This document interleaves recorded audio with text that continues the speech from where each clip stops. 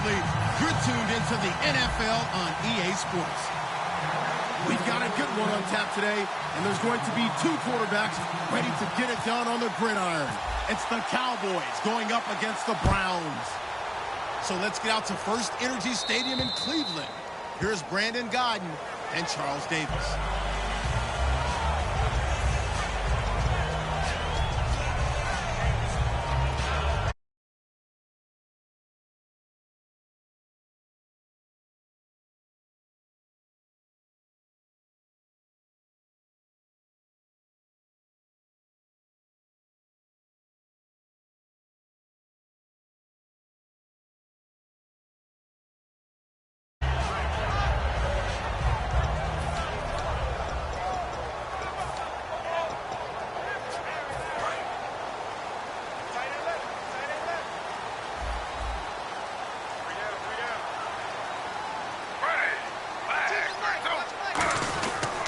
Griffin going to give to Crowell. Oh, he bowls over him. Shedding the tackler, and it gives him some room. A second bolt. Isaiah Crowell. He's all alone. And all the way in. Touchdown, Cleveland. Isaiah Crowell, 60 yards. And the Browns have taken the early lead. Cody Parkey is on now for the point after.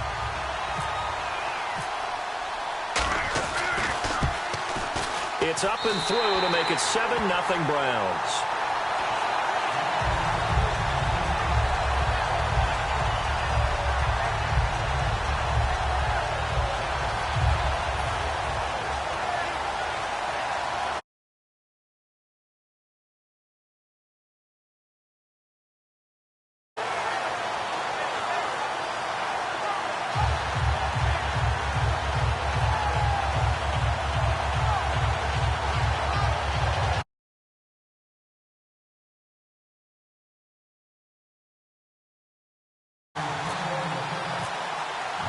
Now after the score, it's Parkey on to kick it away.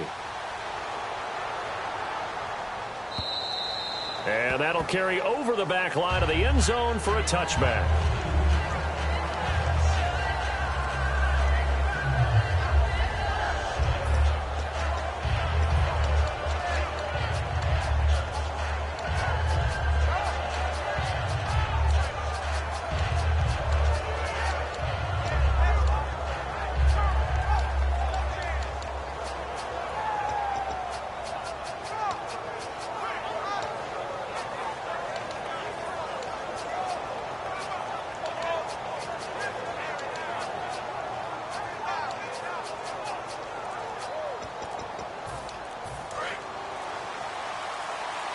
Time running out here on the play clock.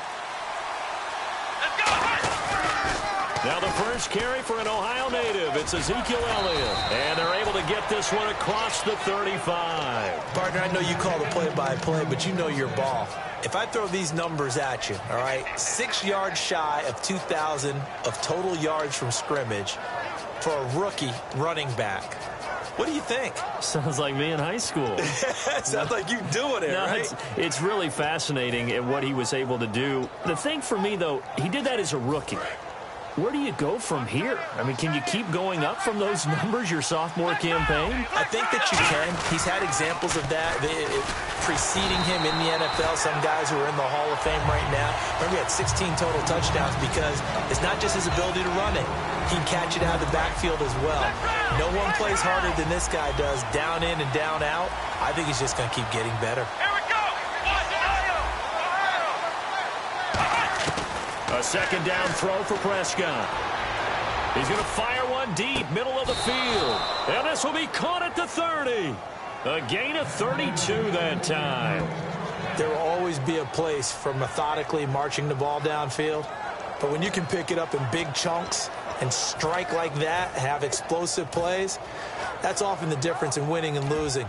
Those types of plays that can knock a defense off balance, that'll drive a team towards a victory.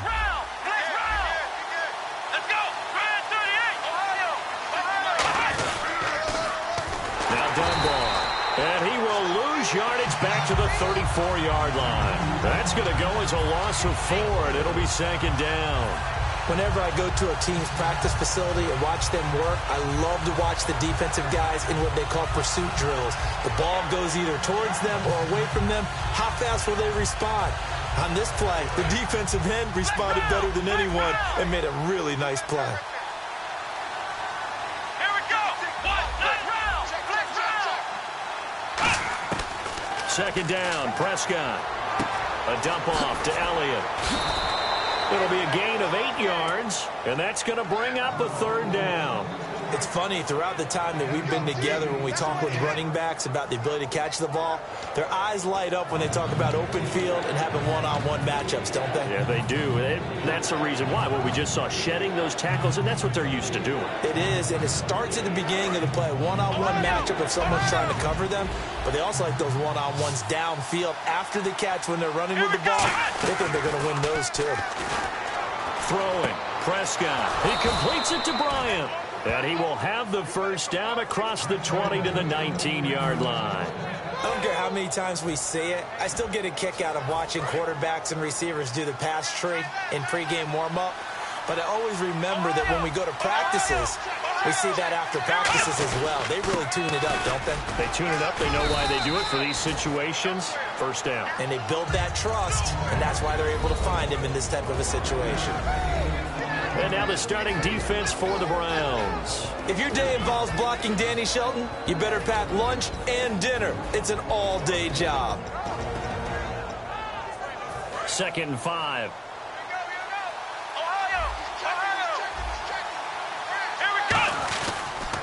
They stay on the ground, but this time it's Elliott. And he'll fight his way down right around the 12. 3 yards is half of what they needed. Now can they get the other 3 here on third down? In today's NFL, you hear all the time about stretching the field and creating space in order to run plays. A toss play will help accomplish that because now you're pushing a defense to chase you all the way to the edges and to the sideline.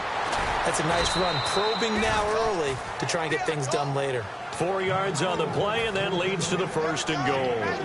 Well, they've had a great, impressive drive going here, and that pickup ensures the drive continues. And not only do you continue the drive, which is demoralizing for the guys on the defensive side of the ball right now, but you make your own defense happy. They're able to get a little more rest over on the sidelines while this one continues downfield.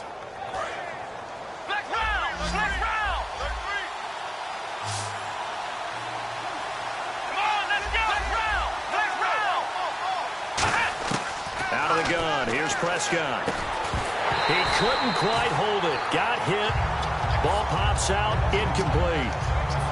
After all the preparation, all the practice, a play like that will absolutely break your heart. They had everything they wanted, just unable to complete it. In the end zone, a big-time drop.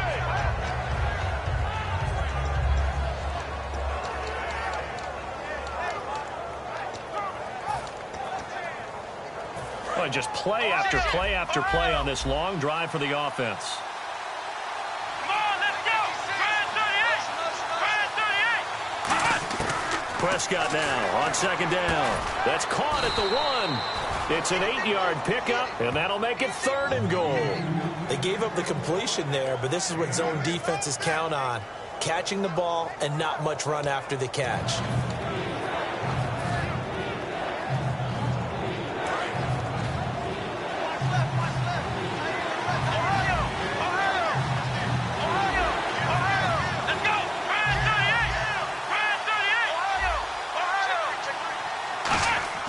Prescott on 3rd and goal. And Dez has got it. Dez Bryant for the Cowboy touchdown. Dez Bryant there to make the grab. And the Cowboys are an extra point away from tying the football game. Dan Bailey now for the extra point.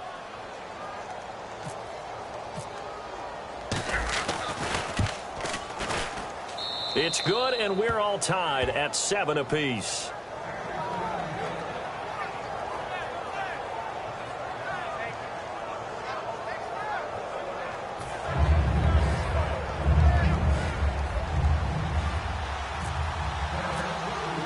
So a tie ball game here as the kick's away. This is fielded at the goal line. And he'll get it up across the 20 to the 21-yard line. And as the Cleveland Browns come back out onto the field, they'll get going again on offense here in a second. But 1-15 this last year. And it's a franchise that since moving back to Cleveland in '99 has only been to the playoffs one time. Hard to believe, right? Just 2 winning seasons in that time frame only 2. as well. But I think there's optimism to be had here in Cleveland. I think that the fans, it's tough for them to see it after another 1-15 season. But I think that they have a plan in place to move this franchise forward. Ownership. And this throw will be intercepted. Picked off Byron Jones. And they will finally get him down as he's all the way to the 36-yard line. And now Dallas gets set to take the field. And that recipe on their last drive that resulted in a touchdown looks pretty good, so they'll be hoping to do that once more. And it takes me back to when we sat with the offensive coordinator and the head coach. They felt pretty good about their game plan and thought there were some holes in the defense, and they exploited them the last time out. Let's see if they can come back and put together a similar drive. And we'll see if they can do just that. Give them a couple on the carry there, 2nd and 8. That's a good play by the guys on the defensive side of the ball. Held them to a gain of 2, and that changes the playbook a little bit now for the guy calling plays. 2nd and 8. Now he's got to probably think about going to the air instead of maybe staying with the ground game. Wide open receiver complete. And he'll take it into the end zone for a Cowboy touchdown. Bryce Butler, 34 yards. And the Cowboys have taken the lead. Now Bailey to tack on the extra point. It's up and good, and it's 14-7 now here in the first quarter.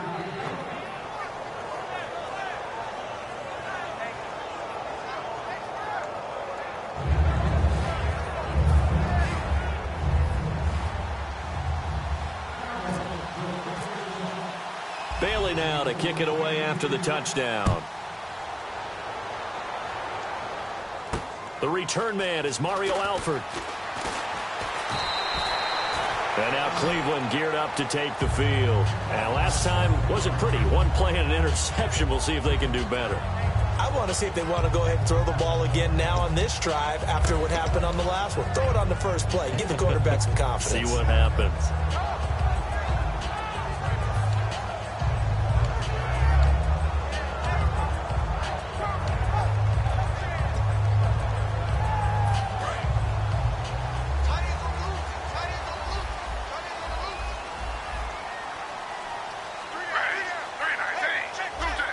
And some changes here as the D-line separates some. They begin with a run by Crowell. And he'll get this one up to the 26. 3 yards on the pickup there, and it'll be 2nd down. Okay, Charles, who are you picking to highlight here as we show the starters for the Cleveland Browns? I like how you said highlight because I'm going to go with Isaiah Crowell, the running back, because if you go back to his high school days, he was in the spotlight. Actually announced he's going to the University of Georgia holding up a bulldog puppy. Didn't work out there. Went to Alabama State and had a nice career. Undrafted, unheralded, but had a really nice year in 2015, so he's trying to bring the spotlight back. It's a loss of 4. Now 3rd down. Back with Charles Davis. I'm Brandon Gaudin. The Browns with a football to begin quarter number 2. They do, however, have a tough 3rd and long coming up.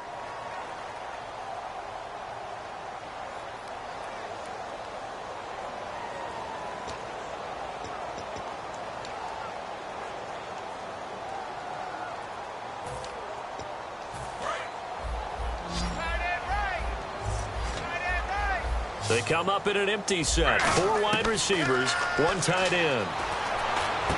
And he finds Barnage. He's got it. And he's brought down after a good gain. So on that play, defense was in the zone. They ran a crossing route offensively, but the defense there, you got to be good with communication, don't you? You certainly do, and it's not something that is really evident. And now the ball's out. Fumble near midfield. And his guys are going to get the football at their own 47-yard line. And now Dallas gets set to take the field. And they will simply, Charles,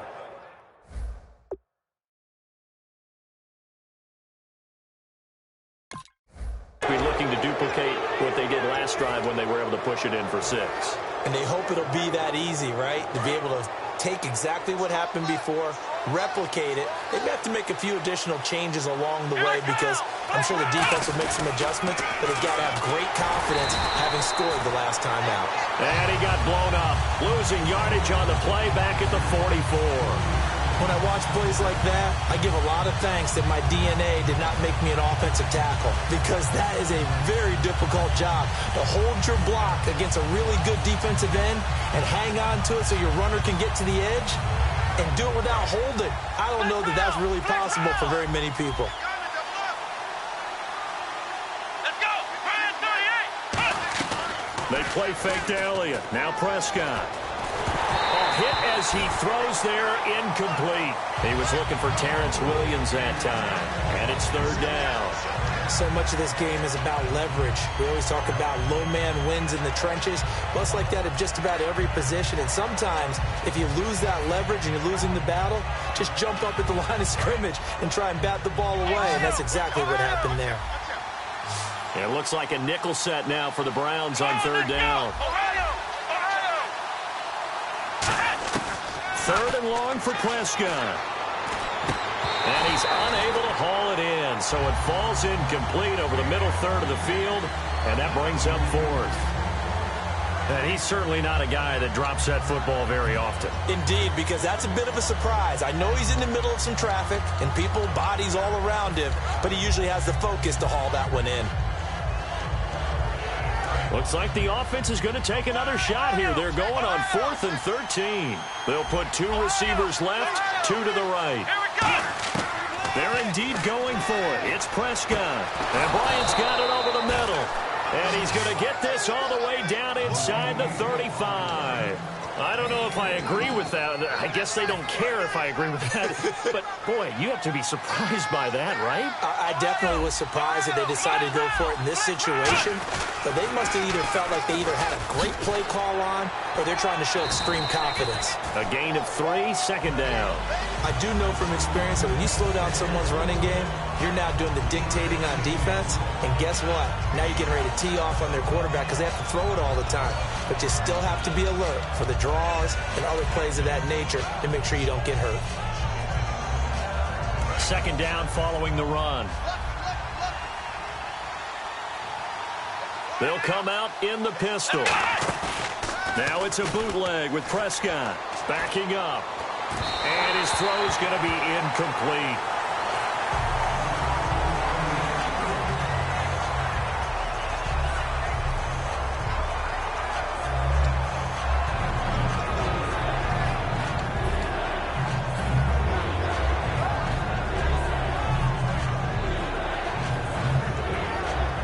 They need to get this to the 24 on third down.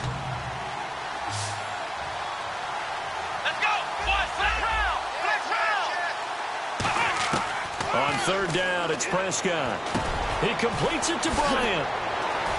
And he will have the first down before he's tackled at the 12. A good pickup there of 20 yards.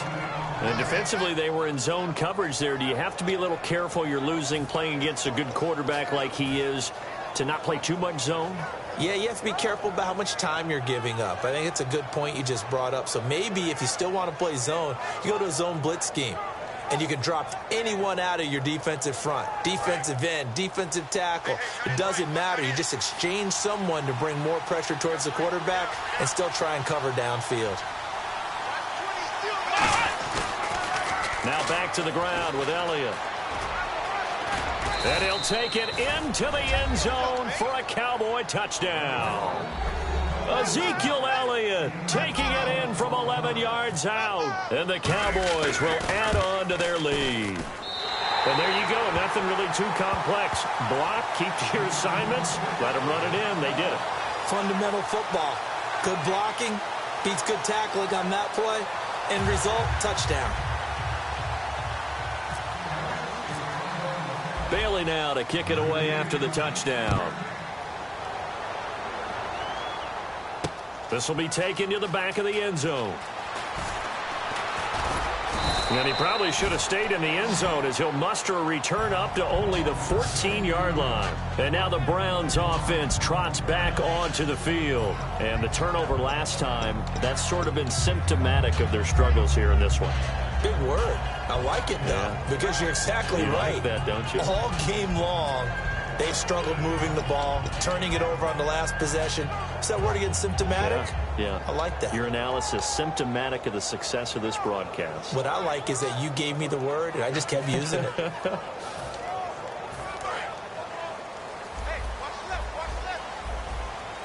They come up in an empty set. 4 wide receivers, 1 tight end.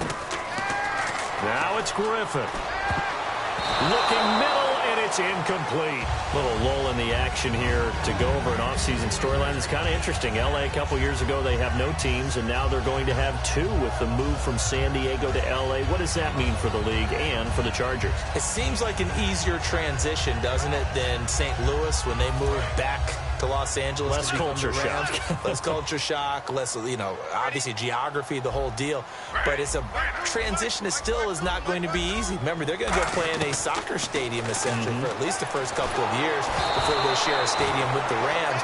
So that changes things. Obviously, trying to create an identity in the market they haven't been in a long time. They began as the Los Angeles Chargers, but only played 1 season as such.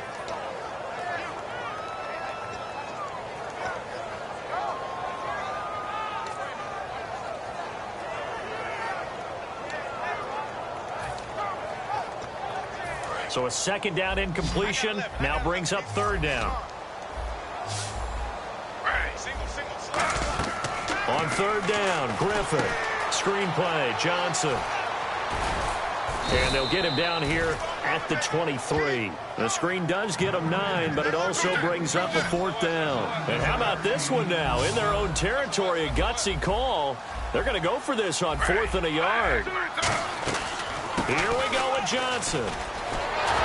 And he's going to have the 1st down yardage as he's down at about the 30-yard line. 7 yards on the play, and they're able to pick up the conversion here on 4th down. They stay on the ground on 1st with Johnson. And he is going to lose yardage here. That's going to go as a loss of 2, and it'll be 2nd down. With the struggles we're seeing up front for the offense today, they've got to think about changing up their play calling. Some screens, some draws, some quick-hitting plays in order to try and supplement the run game. You don't totally abandon it, but you try and give it a little bit of help.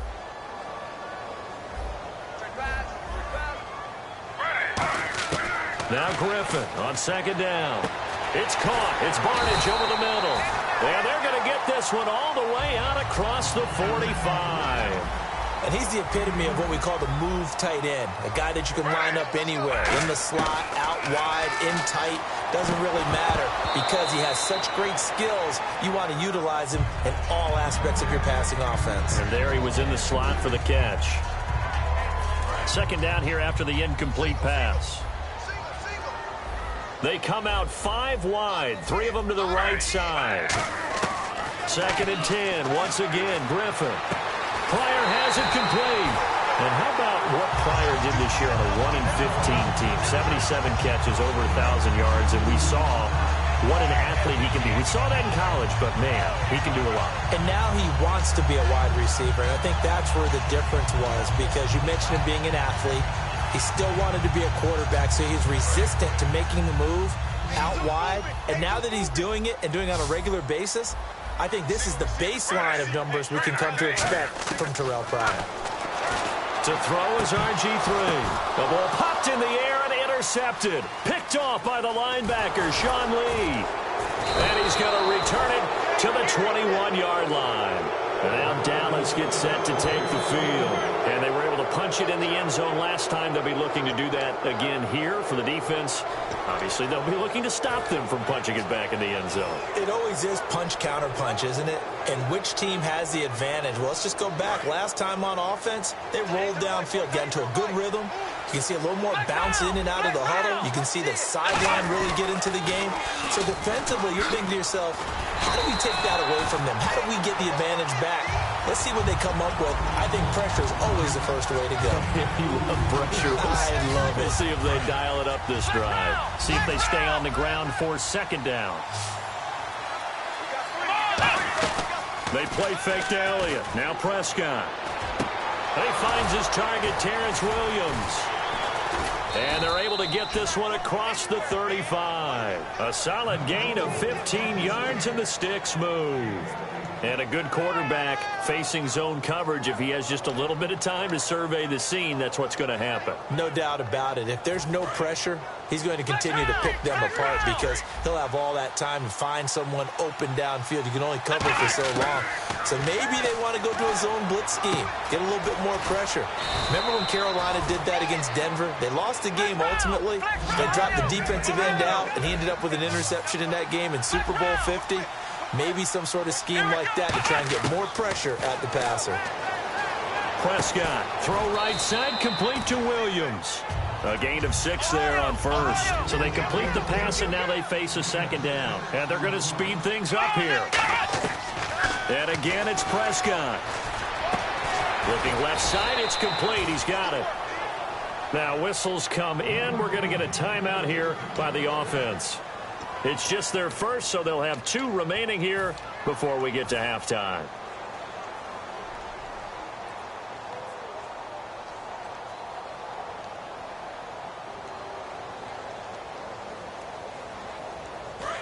Flex round! Flex round! Flex round!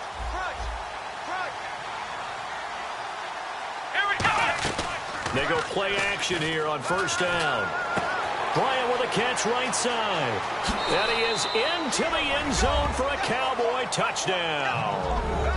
Dez Bryant as the first half is winding down. And the Cowboys will extend their lead. I heard a coach talk about those late-in-the-half scores, especially ones that give your team a pretty decent cushion.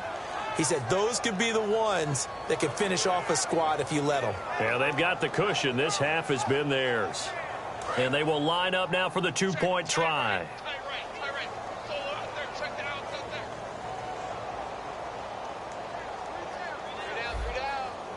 Come on, let's go! White 90! White 56! White 96!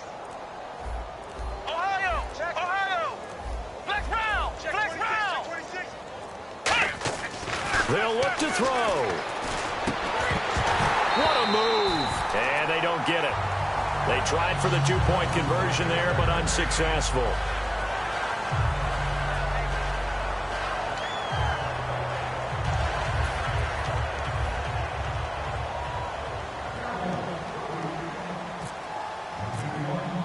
Bailey now to kick it away after the touchdown. And this will not be returnable. It's out of the back of the end zone for a touchback. And the Browns offense back out there ready to take over. And with time quickly fading here in the second quarter, not sure how aggressively, offensively they want to play this. I think we'll find out just how much they trust their guys in this situation if they decide to take a shot. They come out 5 wide, 3 of them to the right side. Trying to shake off the interception from the last drive. He'll look to throw. And for the 3rd time here in this half, it's intercepted. Picked off Byron Jones. And his guys have got it back at the closing stages of the first half. And now Dallas gets set to take the field. And likely just out of field goal range. Could be Hail Mary time. And haven't we seen in recent years that the Hail Mary seems to be more successful in the NFL than before? Absolutely we have. Here we go! Following the interception, here's Prescott. Trying here for Bryant, and it's intercepted. Picked off, it's the Pro Bowl corner, Joe Hayden with it. And he will be brought down as time is now run out on this first half of action. So 2 quarters down, 2 remain. Charles and I return after the break. Both teams appear ready for the fight ahead, and we resume action here in quarter number 3. This will be taken to the back of the end zone. And he'll get it up past the 20 to the 22-yard line. Out come the Cowboys now as they'll go on offense first here in this 3rd quarter. They built a good first half lead. Now they have a chance to add on to it. And what I'm thinking is that the offensive staff spent the entire halftime just working with them on Here's what we think they're going to do to attack us in the second half. Nice first half that we've had, guys, but be prepared for some change-ups. We're going to see them when we kick it off in the second half. See how they handle any adjustments that might be made defensively. Looking to speed things up here, going with some tempo. Second down, Prescott. He's going to fire one deep over the middle. And got his man, complete. And they finally get him, but not before he reaches the 33-yard line. A great job pulling that one in from a guy, as we know, who can really blaze. He's got a lot of speed. And that speed can work for him so many different ways. Sometimes he just takes off and goes and just runs past people. Sometimes you get people to back off so far that you can catch everything underneath. But still, at some point in the game, you probably have to make some contested catches, right? Sometimes you have to go up and beat a defender for the football. He has that in his arsenal as well. Showed it right there. Not a run that you're going to write home about, but still a good first down run. That's what an offense calls staying on schedule. 3 to 4 yards on first down, you're set up very well for the rest of the drive. Again, we'll see the pistol here. Let's go. Ryan 38. Now it's a bootleg with Prescott. That is caught inside the 5. And he's brought down after a good gain. A really good pickup of 28 yards. Love the call by the offensive coordinator, recognizing the situation very well, calling for the play-action pass, and completing it. And here we go on first and goal. And he will take it in for a Cowboy score. Darren McFadden taking it in. And the Cowboys will add on to their lead. Sometimes a group that gets overlooked, certainly, the offensive line. Right there, they really helped with that score. Didn't they tell us in our meeting that when we score touchdowns running the ball, that means the offensive line actually scored first by moving people back beyond the end zone? We saw evidence of that on that play.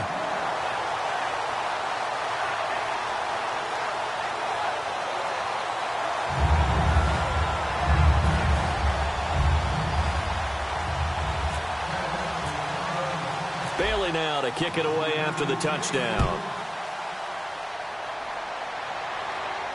Fielded about a yard deep. And he'll wind up about 4 yards shy of where he would have been if he had taken a knee, as they'll start at the 21-yard line. Here's the Browns now. They get set for their first possession of the third quarter. They're down in this game. A chance for the offense, though, to put something on the board, get some momentum here in half two.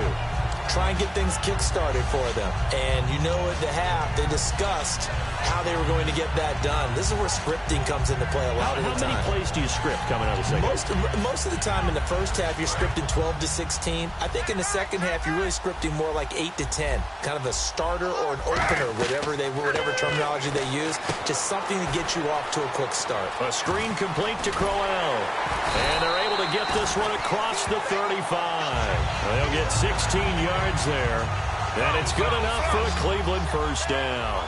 They ran that one well, and not only did they pick up a nice chunk of yardage on the screen, they sent a message to the defense. Rush the passer all you want, but you better be careful. We can hit you going back the other direction. Credit him with a 1-yard gain there to make it 2nd and 9. Partner, we know today's NFL is really built around the guy throwing the football.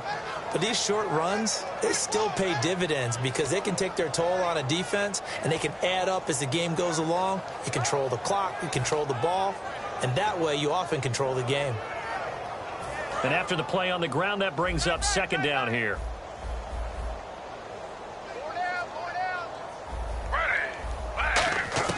On 2nd down, Griffin. Oh, he's got a man wide open, complete.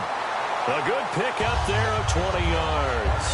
Really nice little connection there. They go with the corner route, and it works out well. And the best way to set up the corner route is to throw slants throughout the ball game so that when you're able to get back outside, the defender has to respect the inside game.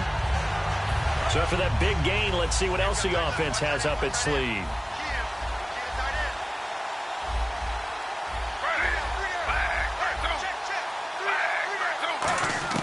Throwing now, Griffin on first down.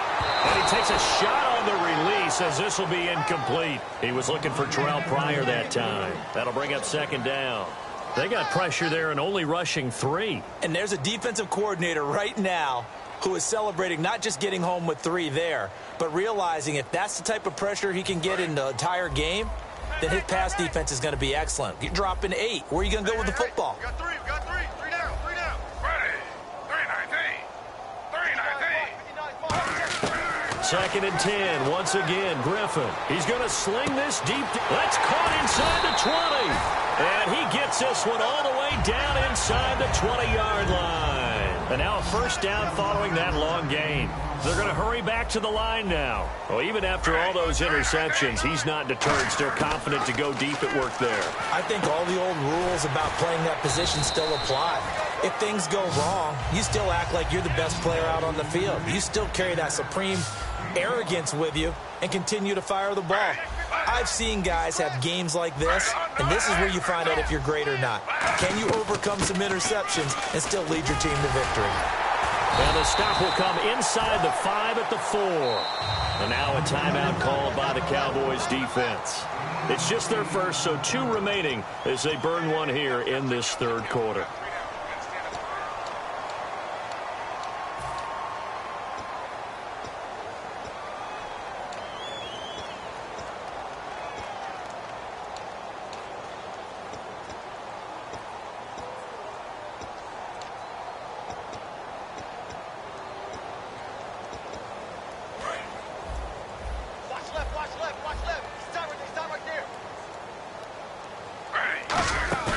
Now a play fake here on 1st down. And he'll take it into the end zone for a Browns touchdown.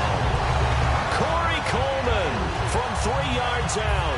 And the Browns get a score closer. As a former DB, you might not like to see that, but from a wide receiver's perspective, those are the plays they dream of. Correct on both counts, all right? Because once he took off, I mean, let's face it, that should have been done in Big Sky Country. Aren't any speed limits out there? And off he went. Glad I wasn't the one trying to chase him. Now after the score, it's Parkey on to kick it away. And they will not get a chance to return this one as it's through the end zone for a touchback. And now Dallas gets set to take the field. And they'll just simply be looking to build off the confidence of the last time out where they scored a touchdown. And confidence is powerful, isn't it? When you've scored once, you feel like you can go back out there and get it done again. Doesn't matter what the defense throws at them. They feel like they're in a groove right now, and they want to get out there and show it. Yeah, hoping to stay in that groove here this go-around. They'll try and get the running game going with Elliott. And he's going to be met at the line of scrimmage and taken down. Officially no gain on the play, and it's 2nd down.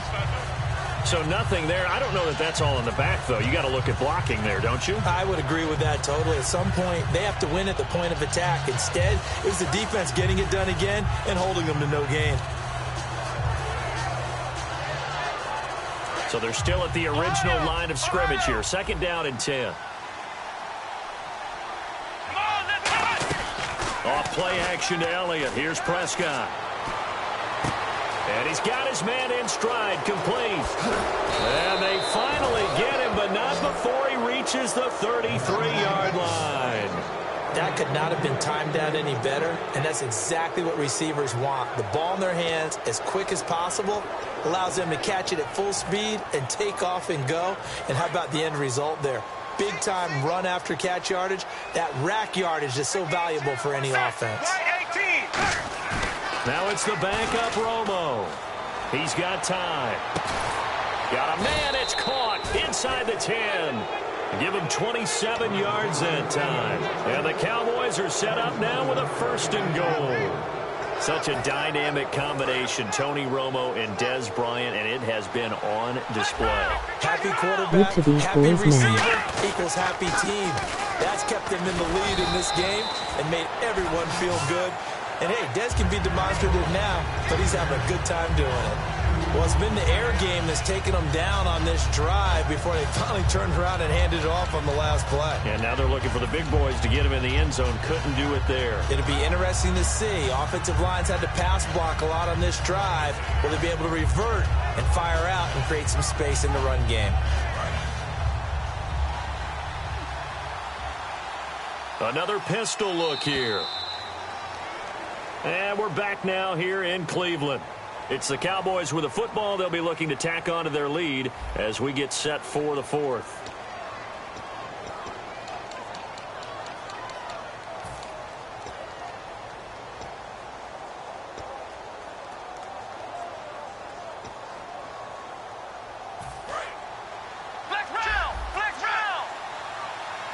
They'll put 2 receivers left, 2 to the right. Let's go.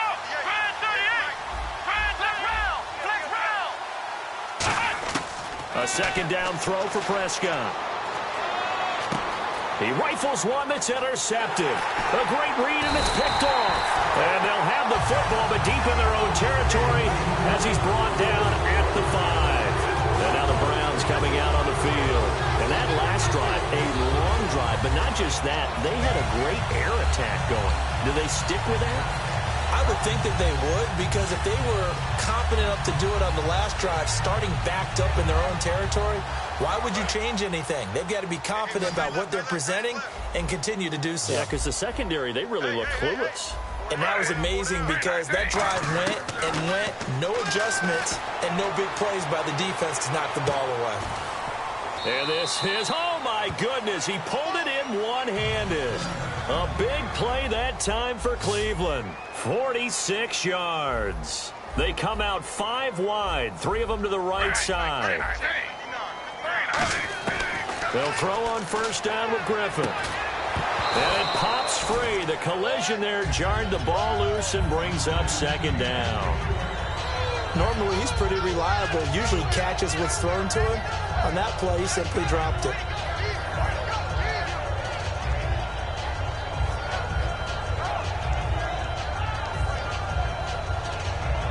So 2nd and 10 here.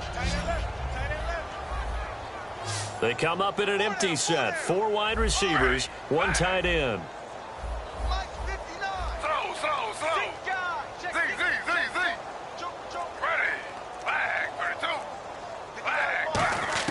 Second and 10 now. Griffin. And incomplete there. A nice hit. Jars the ball free and brings up 3rd down. We know it's not an easy job to go out and catch passes when people are trying to tackle you and knock the ball away. But the bottom line is, that's a pass he's got to have and a pass he should have caught.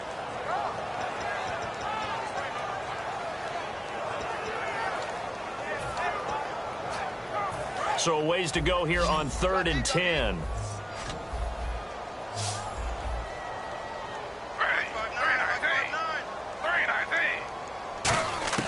On 3rd down, Griffin. And his pass is intercepted for the 4th time today. Picked off by Barry Church. And they are going to set up shop at the 32-yard line. Well, this defensive pressure has been constant all game long. The pass rush, the coverage, they've all been excellent, and now they'll tack on an interception here as this one continues to slip just further and further out of hand.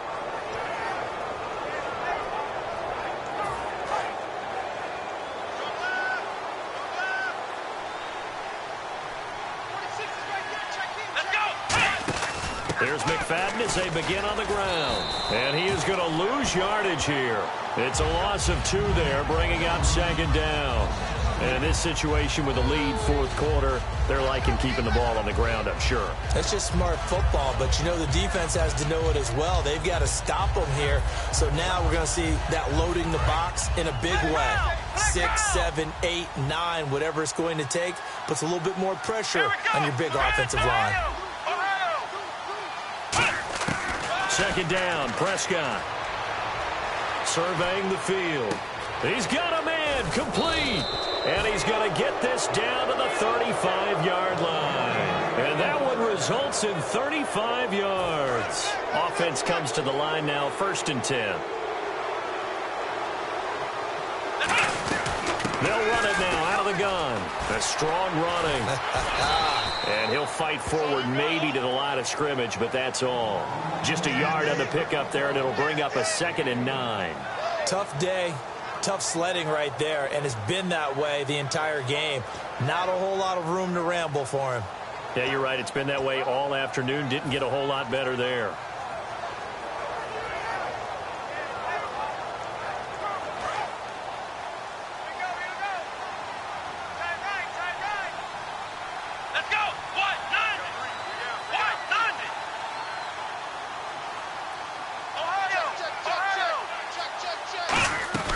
On 2nd down, Elliott. And not much running room. Down to the 32. He only got a couple on that one, so not a ton of help. They'll have a 3rd and 8 forthcoming. And the head coach reaches for the red flag, tosses it down on the field. He wants a challenge here.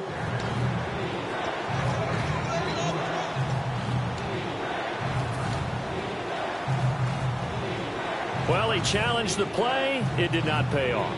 And that means he lost a timeout in that challenge. And as a coach, you hate that. Don't know if you took the advice of the player. You threw it yourself, but it didn't go your way. At the end of the day, it all comes back to the head coach. He has the final determination on whether to actually challenge the play or not. In this case, it didn't pay off for him. And that's got to be so heartbreaking. You throw that flag, you probably feel really confident, and then all of a sudden, boom, you lose the challenge. Yeah, when you take a look at it, you're throwing that flag because you believe you're going to be right. And when it comes back the other way, you have to regroup.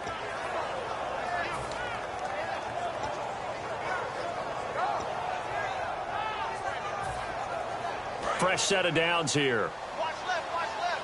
Tight end to the left, tight end left. Come on, let's go. Now Elliott. They'll get forward for 3 down to the 16-yard line. Desmond Bryant, the one to get him down. The fourth quarter here, they've got the lead. They want to keep it on the ground. That's what they're doing. Smart football. Keep the clock grinding. Keep it going. But you got to figure now, they're going to see more people stacked up at the line of scrimmage as they try and bleed it out. Looking for someone to throw to. It's incomplete. Took a shot, couldn't connect. It's a tried-and-true formula, and I don't think it'll change for as long as we play football. If someone's trying to throw the ball and you can put pressure on them and make it tough, that's only going to help your defense. Yeah, he's since being hurried. He got rid of it before taking the hit, but incomplete.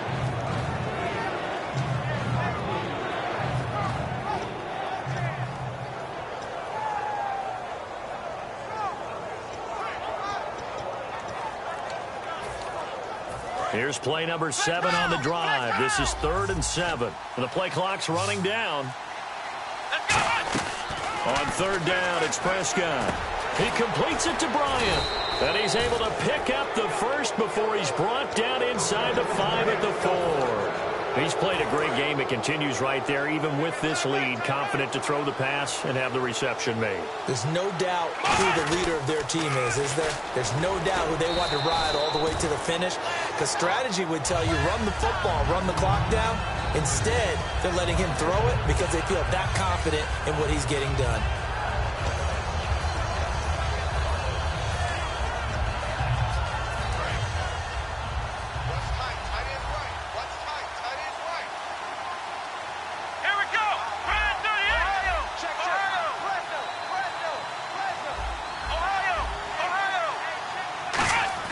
Prescott now on 2nd down. That's caught at the 3. That throw good for only a couple. It brings up 3rd down. When you see zone defense and you know you've got a drag route on as your primary call, you got to be really careful as a passer about how far you let your guy go because he might wander into some tough coverage. Time for a break. We're back to finish this one off after this. From the 3-yard line again, they'll try and punch it in here on 3rd and goal. They come out here in the eye. They'll run for it with McFadden. And he gets halfway there down to the 1-yard line. The offense is staying out there. Here we go on 4th and goal from the 1. Prescott, and it is incomplete. He had 3 touchdowns already, but won't get a 4th here. And the Browns are able to come up with a goal line stand. And now Cleveland geared up to take the field. They're down big here late. I don't know. You just one last drive here for pride. Some people like to do that. I remember playing for a guy once. We were down huge, and someone said, "Coach, what do you want to call?" He just waved a hand like, "Who cares? Let's get out of here and do something some other time." But some teams like to do something at the end to feel a little bit better as they continue to move forward. Yeah, probably just want to put this one behind them. He's going to let it fly, and it's knocked away and incomplete. The intended target was Corey Coleman, and that'll bring up 2nd down. Sure, that pass was incomplete as they made an attempt to get a big one downfield, but that's okay because the second part of that is if you don't get the completion, at least you've told the defense you're trying to stretch them out a little bit, and they may have to change accordingly. They'll throw again from their own end zone. And now here is another interception.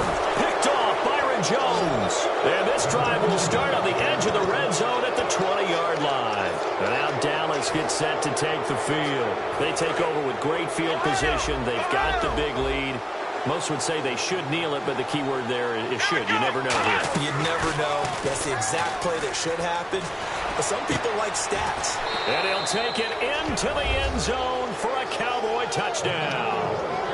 Terrence Williams from 19 yards away. And the Cowboys use the short field to their advantage as they cash in for 6. Still an important piece of business to take care of, the extra point. Now, these have been no picnic for him so far. He's missed 2, but this one is good.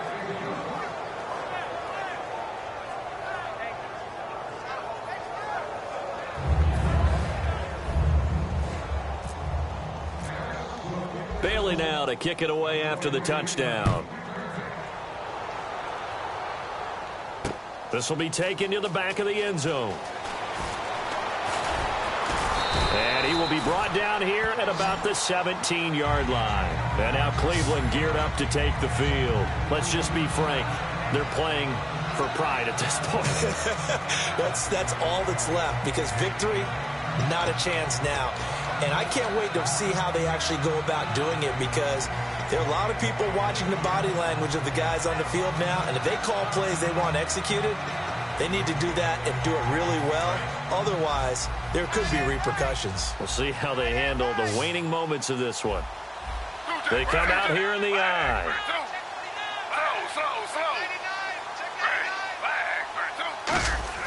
They go back to the air here after the INT.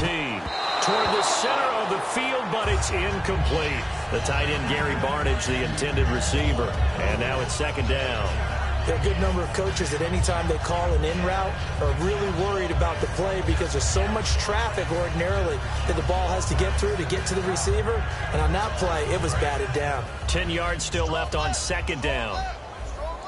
They come out 5 wide, 3 of them to the right side.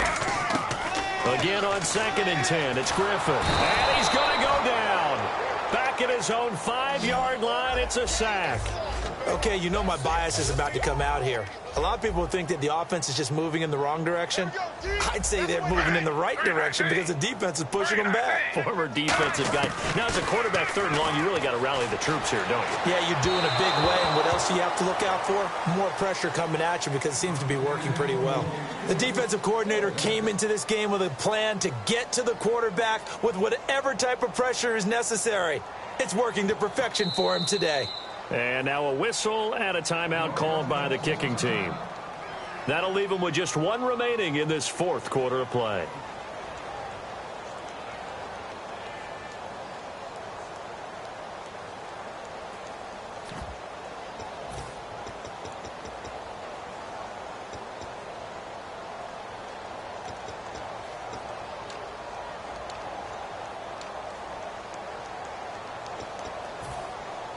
And they're indeed going to go for it here on 4th down. So trailing here in the last quarter. Let's see how this plays out. Here we go. It's Griffin on 4th down. And he finds Barnidge. He's got it. And they're going to get this one up past the 25. 22 yards on the pickup there. And they're able to move the chains as they convert on 4th and long. Griffin. Oh, the ball comes out on the hit, but they'll say it's incomplete. We just saw another example of really good defensive football, which has led to the cushion that they have in this game. Got to him once again, knocked him on the ground, forced an incompletion. Yeah, they've set the tone. It's one thing to set the tone, another to come in here on the road and set the tone. They come up in an empty set. 4 wide receivers, 1 tight end. 2nd and 10 now. Griffin. Now a desperation throw. Oh, this is taken in. It's complete. And they do finally get him, but he takes it to the 25. Looking to jam the receivers at the line here. Press coverage look defensively. Well, we know he's got the speed there. He needed the speed and the hands. A great catch. And because of that speed, you have to respect it as a defender. So you have to either... Now hold everything here. We're going to get a timeout by the offense. That'll be their third and final stoppage here as we step aside. And now the offense operates in the red zone. They come out 5 wide, 3 of them to the right side. And my goodness, another interception. Picked off here by Anthony Hitchens. And a big turnover there as his guys will get the football back. And now here come the Cowboys. They have the dream scenario you hope for coming into the game. Just one kneel here, and this game should be over. And it's always the final play of preparation each week. The practicing of the kneel-down formation, the victory formation. We've got a game in hand, and that's all they're going to want to do now. They'll put someone back deep just in case something goes haywire. And he's going to be intercepted a third time. Picked off by Tramon Williams. And his guys are going to take over at the 34-yard line. And now Cleveland geared up to take the field. This is just an exercise in futility. Do you even bother running a play here offensively? I wouldn't, because now is not going to erase what's happened during the game.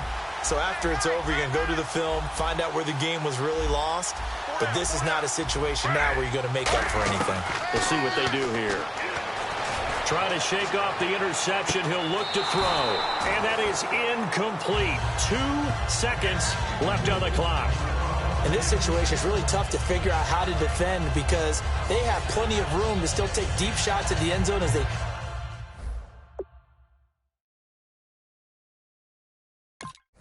just did there. Yet at the same time, you've got to be ready for the short throw. In this case, when you see the cue that they're going for the end zone, retreat and make sure you have a way to play forward, back towards the receiver, and have a chance to bat the ball away as they did there. One last shot for RG3. He's going to let it fly. And this is going to be caught. So it affects the final score, not the outcome, but it is a late touchdown here on the game's final play. They went empty backfield, all their weapons out wide, so there really was no secret here to what they were going to do. No secret, but they still had to execute it, and they still had to protect the guy throwing the ball because oftentimes when you empty the backfield, people bring pressure at you. They managed to hold in there and successfully complete the touchdown pass. And he's got it up and through. Well, on the one side, if you try to take away something positive from this game, they played to the final whistle, getting the touchdown there on the last play, but still, all for naught, really. Yeah, I'd say give them points for positivity. I like that. That part is good. But I often wonder, when the game is settled and the clock is run out, do we really need to kick the extra point? Oh, yeah. It's silly. It's silly. It doesn't make any sense to me. I know that people have explained before, well, you got to play it all the way through. Come on, this thing was done.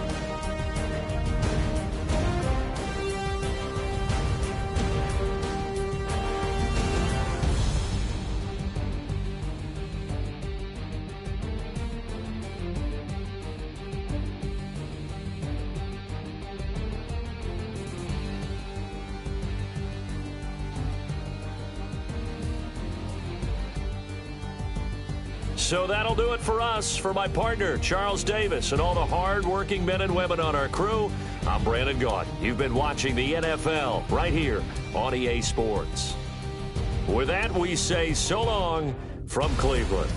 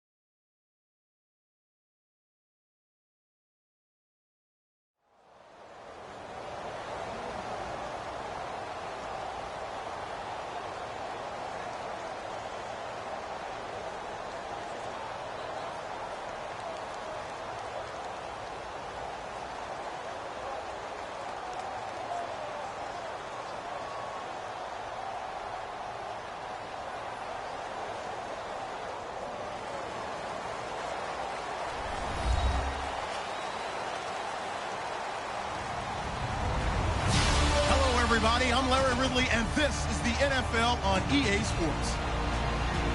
Two teams will need their quarterbacks to step up and lead their offenses on the gridiron today. It's the Cowboys going up against the Chiefs. With that, it's time to hook up with our commentators in the booth as we turn it over to Brandon Godden and Charles Davis. All right, Larry, from one of the loudest venues in the NFL, there's a look at Arrowhead Stadium here in Kansas City. Straight ahead, we've got a good one on tap here between the Dallas Cowboys and the Kansas City Chiefs. And the decision to come out is going to cost him 5 yards with a new rule as he's taken down right at the 20-yard line.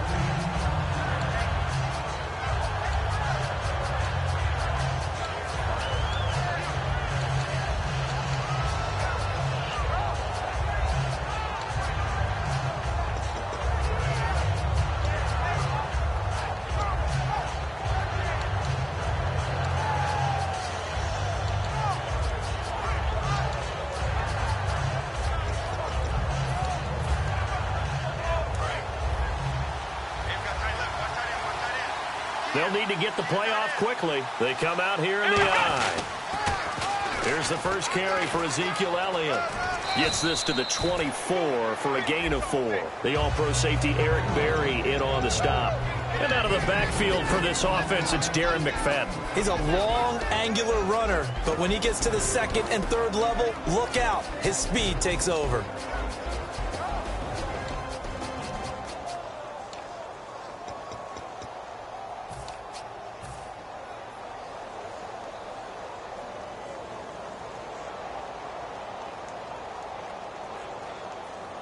Six yards here to go for the offense on second down.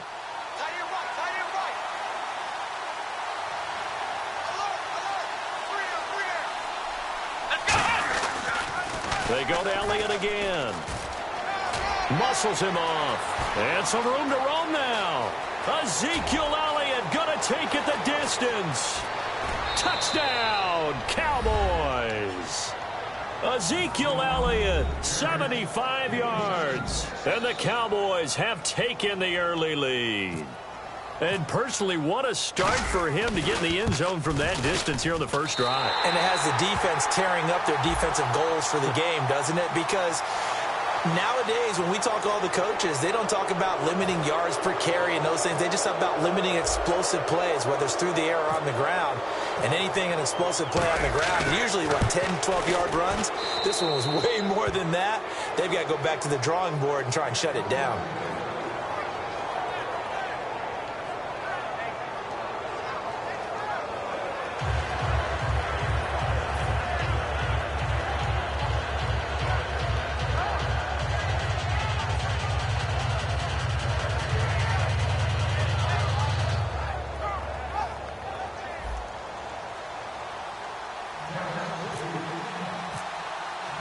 Bailey now to kick it away after the touchdown. This is fielded at the goal line. And he'll take it back to about the 19-yard line.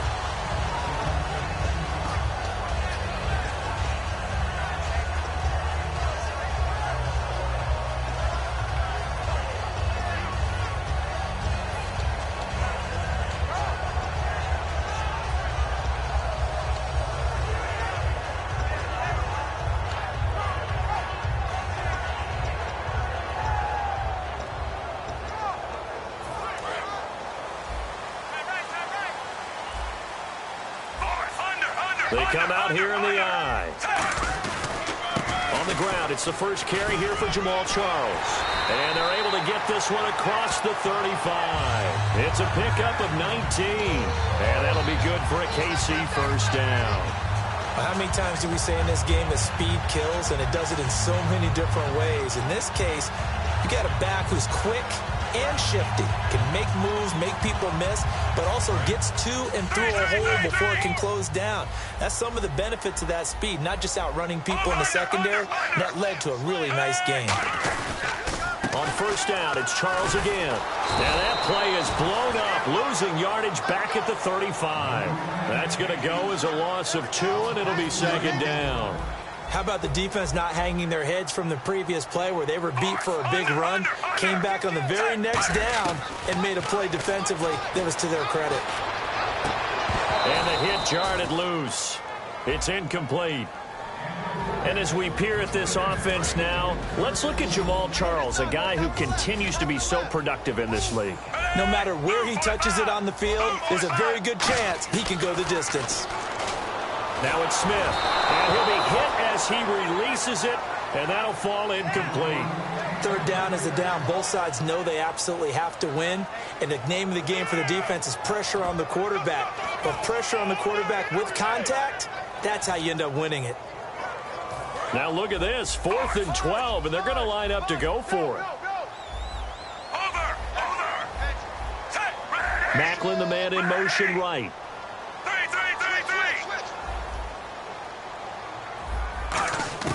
They're going to go for it. It's Smith. A hit as he throws, and this is going to be incomplete.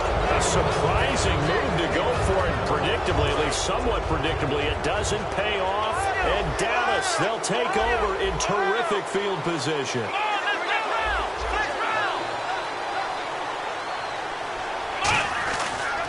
A first down carry by Elliott. And able to push his way forward here for a good little gain. 5 yards on the carry. Good pickup on first down. And a glance now at the Chiefs' defense. Eric Berry's a textbook definition of ball-hawking safety. You name it, he can do it on the football field. Play clock winding down. Here's Prescott. And this is caught at the 8. And he carries this one all the way down to the 9. And when an offense is doing a nice job selling the play-action pass, a lot of responsibility shifts to the linebackers. They're the ones that have to determine run or pass and get to the proper places on the field. They come up in an offset eye. Now Elliott. He'll get 2 out of that run, and it's going to bring up a 2nd and goal. Defensively, pretty good start there with their backs against the wall. That's a win for the stop troops right there. And if I'm them, I get a little bolder now. They won the first battle. Keep coming after them. Put the pressure on them.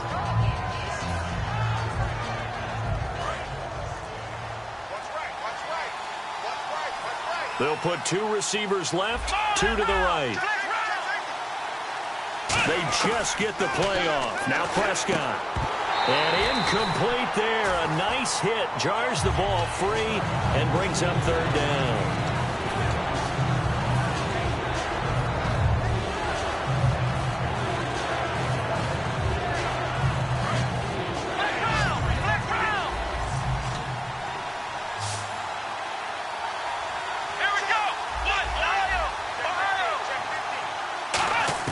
Prescott on 3rd and goal. He's got time in the pocket. And he dropped it. Now it was tipped. Altered the ball a little bit, but he dropped it. And now 4th down.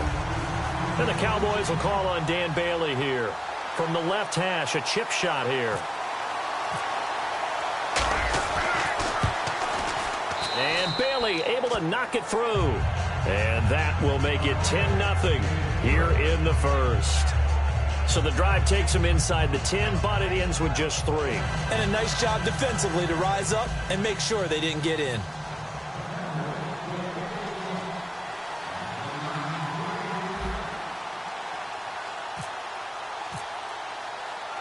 Now after the field goal, Bailey will kick it away. And Charles, this is one of those inexcusable special teams penalties, an out-of-bounds kickoff. Pressure, pressure, pressure. Sometimes errors occur because of situations.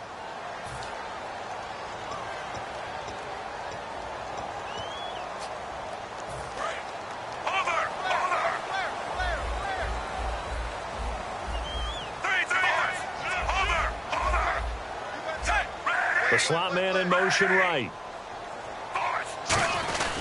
They run it here. Ware. And he is met at the line of scrimmage, and he goes down right there.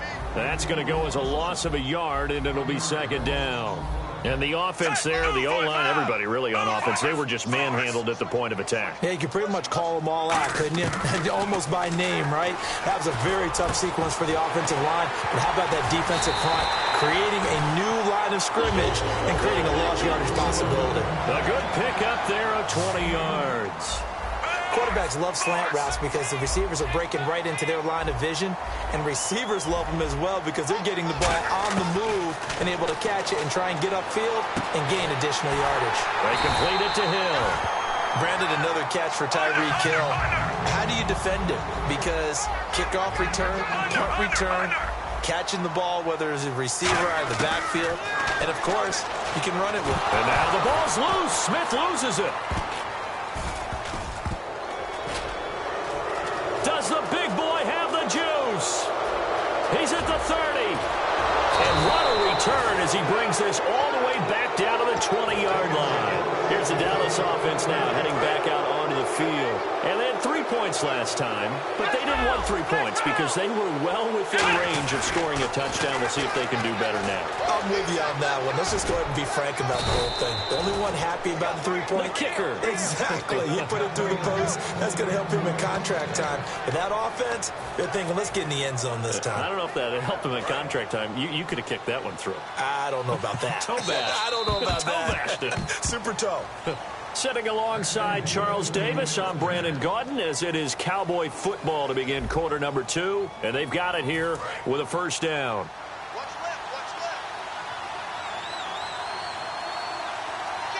Let's go. They keep on the ground with Elliott. And that'll move him a little closer as he takes it from the 7 down to the 4-yard line.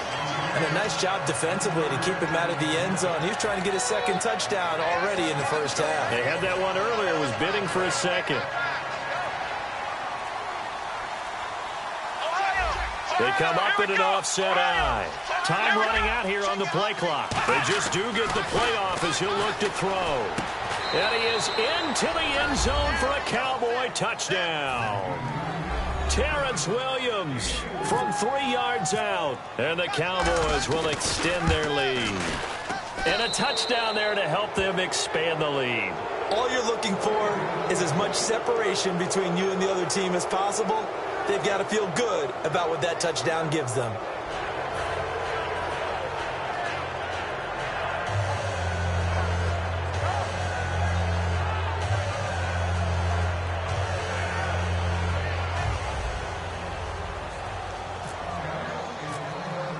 Bailey now to kick it away after the touchdown.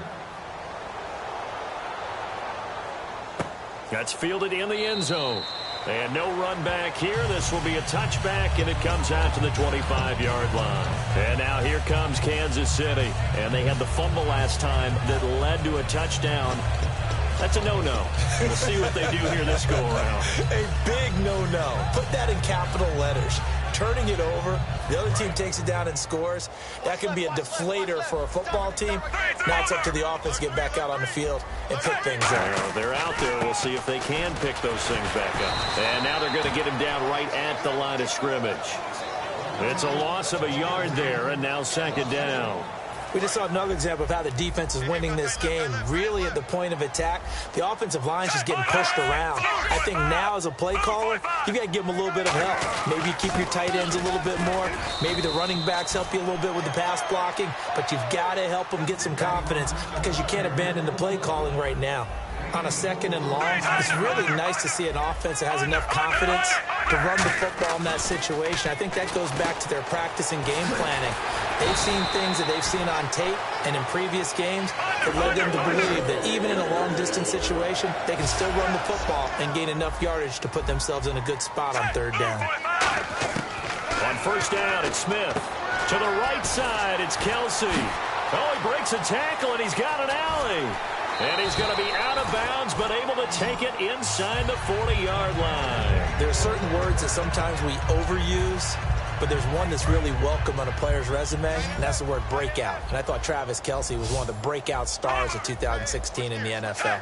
What a season he had with Kansas City. Over 1,100 yards. Now, to put that into perspective with everybody else that was catching the football for them, the next closest had 593 for the Chiefs. So, breakout year indeed. And for me, it's how he did it, because he did it in a variety of ways. Whether he's an inline tight end, a guy who could split out and really become a wide receiver, and then when he caught the ball, he ran like he was a running back. And incomplete as he was knocked as he threw it, and it took the ball off course.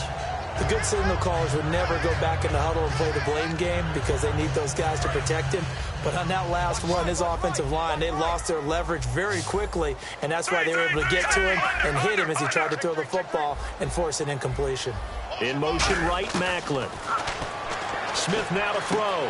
That is caught right at the 10-yard line. A good pickup there at 22.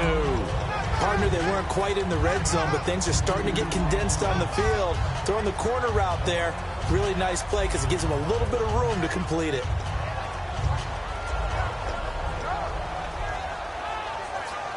So after that big play, let's see if they can catch their defense maybe on their heels. They'll come out in the pistol. They run it. It's Charles. And he is in. Touchdown, Kansas City. Jamal Charles taking it in from 4 yards out. And the Chiefs are able to cut into this lead. And they're able to run it in. It started with a battle in the trenches. They won there, and they got in for 6 points. And that's going to be a tough one for the defense to deal with. They've got to go to the bench now and figure out how we're going to slow down this running game, because on that particular play, they had no answer. And he knocks it through.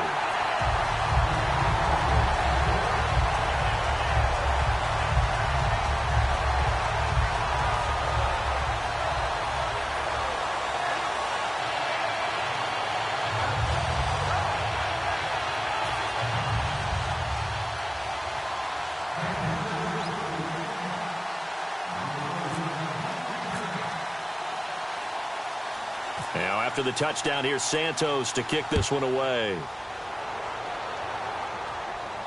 That'll be taken in the end zone. And he'll get across the 20 before he's brought down at about the 23-yard line. The Cowboys offense heading back out and ready to go again.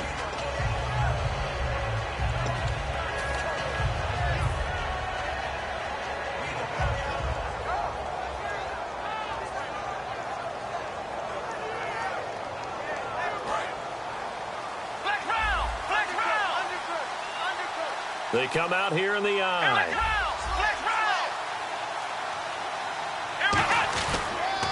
They start on the ground with Elliott, fighting him off. Just ran right through the trash. That's going to go as a loss of 7, and it'll set him back for second down. Well, anytime it's a toss or a pitch play, it's a battle for the edges. Who's going to control the edge of the line of scrimmage? In other words, can the defensive guys hold their leverage? What we were always taught was keep your outside arm or outside shoulder free if you were playing on the play side, meaning the ball coming towards you. And anyone coming from the backside, they're pinching down and sliding down towards it to try and keep people kind of locked into one spot. And, boy, what a great defensive play there. Worn out leverage, running to the football from the inside out, turned into a big loss of yardage. Bryce Butler, the intended receiver, and it'll bring up third down.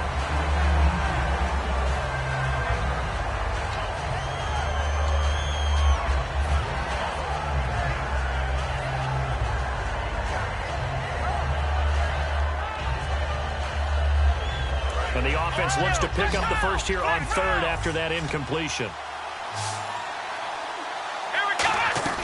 Play fake.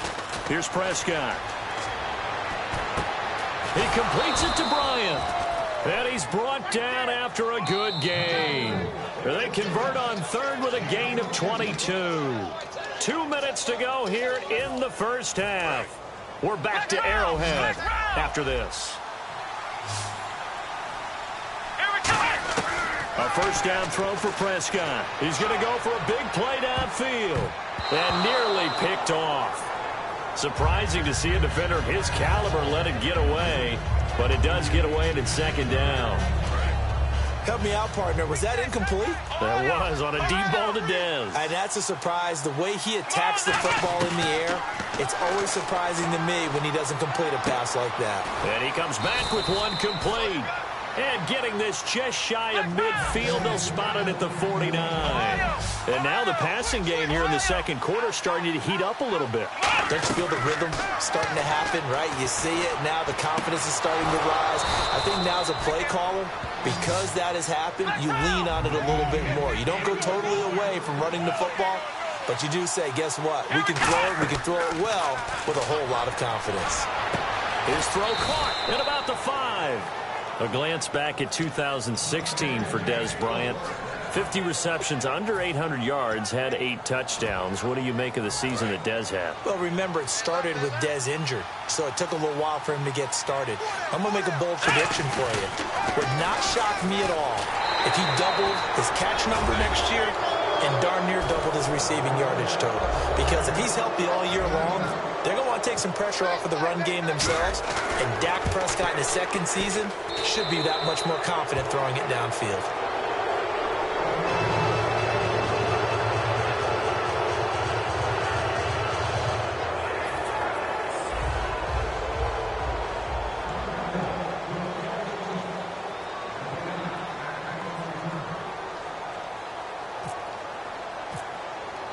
Bailey now to kick it away after the touchdown. That's fielded in the end zone. And he's able to get it across the 20, but not by much, as he's marked down at the 21-yard line. And out come the Chiefs now. And what do you think goes on here in this situation? If you got the football, you're trailing, you're back in your own territory with just a little time. Do you try something? You're thinking about jump-starting your team, right? You just mentioned it. They're down. They're trying to get back into the game. But you got to figure, if something goes wrong, you may have put yourself in a spot where you may not be able to come back in the second half. Managing risk is a big decision here. A 50-50 ball here, and it's intercepted. Picked off by Orlando Scandrick. And they'll set up shop right near midfield at the 49-yard line. And now Dallas gets set to take the field. They'll put 2 receivers left, 2 to the right. Following the interception, here's Prescott. A dump off to Elliott. Wow, evasive. Make a miss. They get 25 yards out of that one. And that leads to a Dallas first down. So many times you hear today's NFL described as a space game. Get your best players into space with the football in their hands. That's why sometimes you just swing it out to your runner, get him out in the flat, and let him have a chance to make people miss an open field. Got a man over the middle. It's Williams. And brought down, but not before they get it inside the 10 to the 7. Now whistles come in. We're going to get a timeout here by the offense. It's just their first, so they'll have 2 remaining here before we get to halftime. And the D-line pinching together, must be expecting the run. Here's Prescott. And that is caught. It's Witten for the Cowboy touchdown. Jason Witten.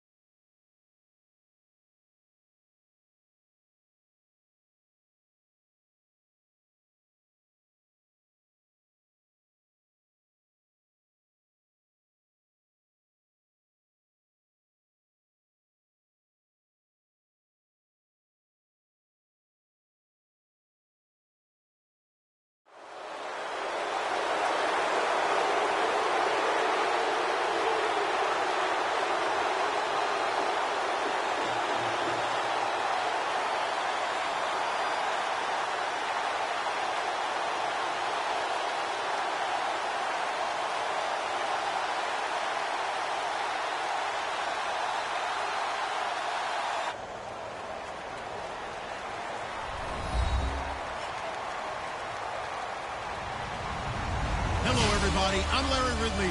Welcome to the NFL on EA Sports. As we head towards kickoff, two quarterbacks will be on the field today trying to push their team to victory. It's the Cowboys going up against the Cowboys. With that, let's go out to AT&T Stadium in Dallas. Here are Brandon Godden and Charles Davis. We are sandwiched between Fort Worth and Dallas, Texas, and Arlington at the luxurious AT&T Stadium. Coming up, we've got what can only be described as a mirror image matchup between the Dallas Cowboys and themselves.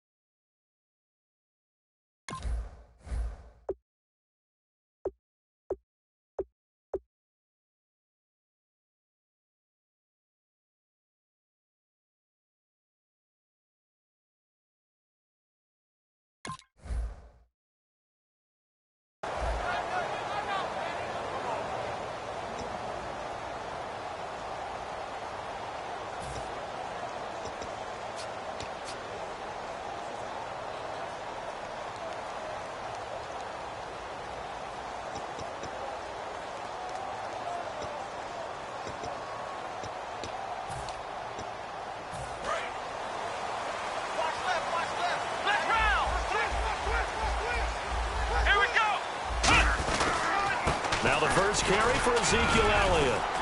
And he'll go down right at the 30-yard line. 5 yards is the tally on first down. That brings up 2nd and 5. And that's exactly what you want on a first down run. Pick up 5 yards, bring up 2nd and 5. The defensive line, though, they've got to figure out a way to out-leverage the guys up front because the offensive line is winning at the point of attack. Here we go.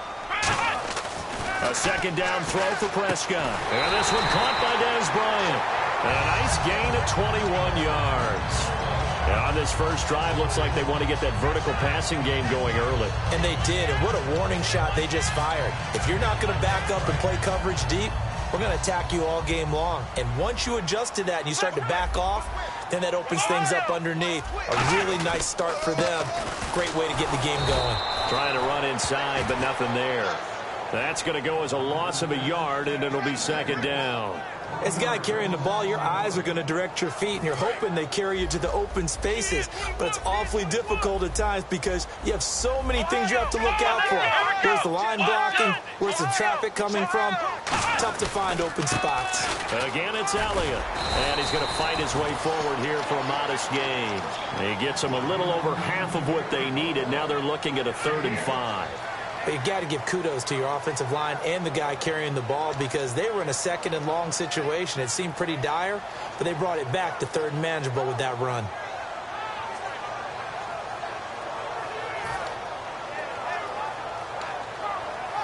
So 2nd down was a run play. Now let's see what they do on 3rd. Here we go. Flex round. Flex round. Halfback sent in motion. To throw is Prescott. He's got a man. It's Williams. And he gets the first down here as he's taken down at the 24. He's such a good route runner. Shows it there on 3rd down. Very proficient and a good pass. And you know what I've observed over the years in the NFL? The better a route runner you are, the more confidence your guy's going to have in you to go to you in important times because he can trust you being in the right spot, and they connected there and picked up a first down.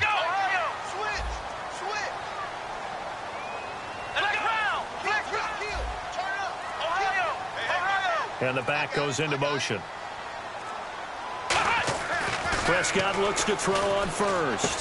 His throw caught right around the 6. And he'll take it into the end zone for a Cowboy touchdown. Jason Witten, 23 yards for the touchdown. And the Cowboys take it all the way down the field and score on the opening drive.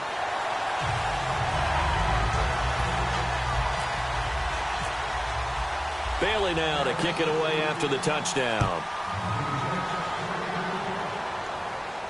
That'll be taken in the end zone. And he'll wind up getting an extra couple yards here for his trouble as he'll bring this one out to the 27.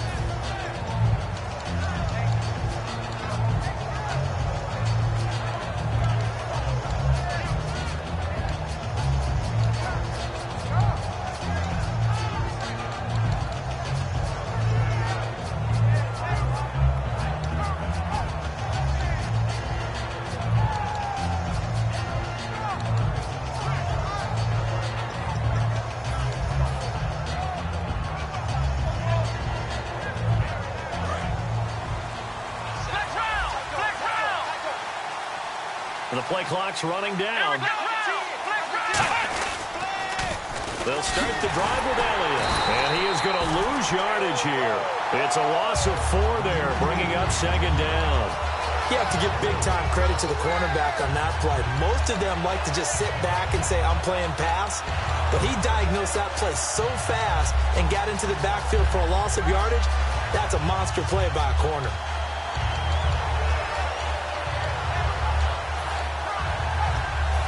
Offense needs something here on 2nd down. It is 2nd and long. Here we go. 2nd down, Prescott. Nowhere to escape, and he goes down. They dial up the corner blitz that time, and it delivers to the tune of a 9-yard loss. Well, it was 2nd long. Now it's 3rd and even longer. They're going in the wrong direction here. Because they're moving exactly the way they want to, but you're exactly right. Definitely going in the wrong direction for the offensive guys. And on 3rd down, the Cowboys bring in an extra defensive back. 3rd and long for Prescott. And he couldn't hang on to it through the contact. Incomplete. It looked like they had something there, but I think that he was thinking about running with the football before he actually hauled it in, and that led to a big drop. So on 4th down, here's Chris Jones to punt it away. Lucky Whitehead back deep for Dallas. Yikes. Terrible kick headed straight for the sidelines. And big problems there. They'll say this crossed out of bounds at the 30-yard line. So out come the Cowboys now as their offense gets set to take over. And they'll be looking to build off of a nice drive last time, a drive that really relied on the quarterback. Making good decisions, distributing the ball well, distributing it accurately, keeping it away from danger.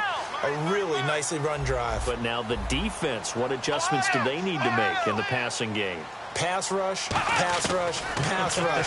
Whether it's the guys up front or maybe you bring additional guys, but you've got to disrupt the timing of them throwing the football. We'll see if they can disrupt it here. It's a pickup of 15 and a fresh set of downs. I know most of the time when the ball's in the air, you're thinking wide receiver, tight end, but running backs, they can be a big part of any passing offense nowadays. So they're operating in the red zone.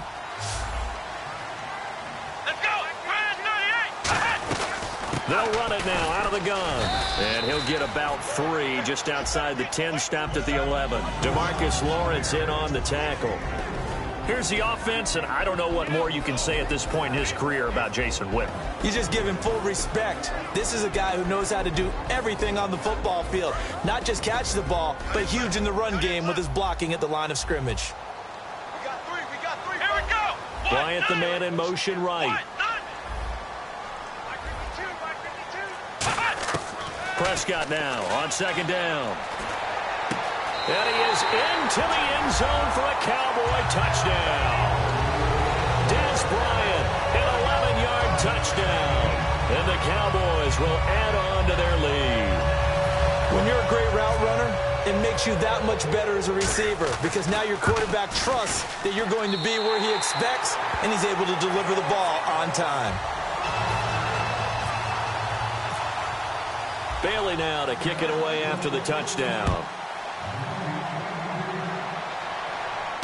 That's fielded in the end zone. And he'll make it across the 20 as his guys will set up shop at the 23-yard line. And now Dallas gets set to take the field. And the last drive, the first drive for them, not very good. 3 and out. What do they go to here? Well, you don't look down at your play sheet and say this is what the problem is. Let's find out who my playmakers are. Get the ball in their hands, and maybe the offense will move a little bit better. Sometimes it's more important to get it to the right people rather than dialing up the right number. Exactly. Or the right play, yeah. That too. They'll try the sweep with Elliott. Oh, he's got a little daylight. Ezekiel Elliott gonna take it the distance. Touchdown, Cowboys. Ezekiel Elliott, 76 yards. And the Cowboys are able to show off their quick strike ability. Well called, well blocked, and then he just made a great play. That was an athlete going a long way. Yeah, how about the suddenness, too, of just getting there and taking off and going? For the defensive guys, plays like that really hurt. Bailey now to kick it away after the touchdown. This is fielded at the goal line. And he'll take it past the 25 and up to the 28-yard line. And now Dallas gets set to take the field.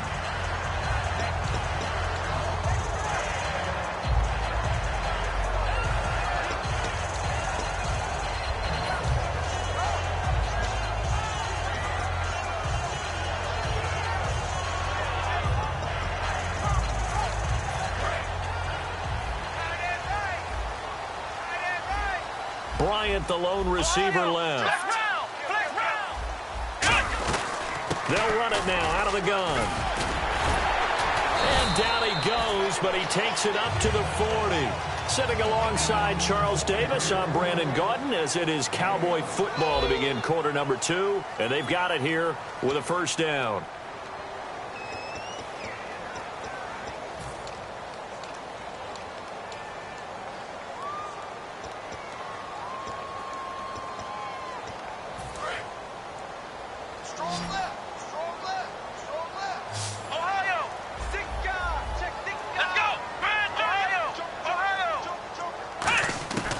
Prescott on first down. Got a man over the middle. It's Williams. A good pickup there, 26 yards. A nice job there, Charles. They picked up the blitz, were able to complete the pass. That had the total feel of a quarterback in control. Red blitz, got him into the right protection scheme, so he doesn't get hit back there. He's got a chance to step up with supreme confidence and deliver it downfield for a nice completion.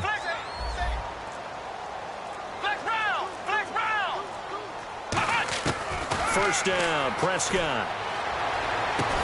He couldn't quite hold it. Got hit. Ball pops out, incomplete.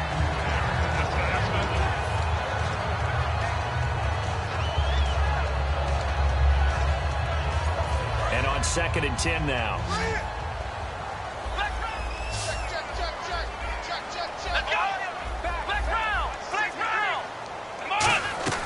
They'll run it now out of the gun. Shreds the tackle and brought down, but not before they're inside the 25. 12 yards there as they move the chains. A tough run by Ezekiel Elliott, the 4th overall pick in the 2016 draft. If you watch tape of him in college, you saw plenty of those runs because I know the highlights showed him in the open field breaking away from people, but that's how he wore down defenses, those exact type of runs.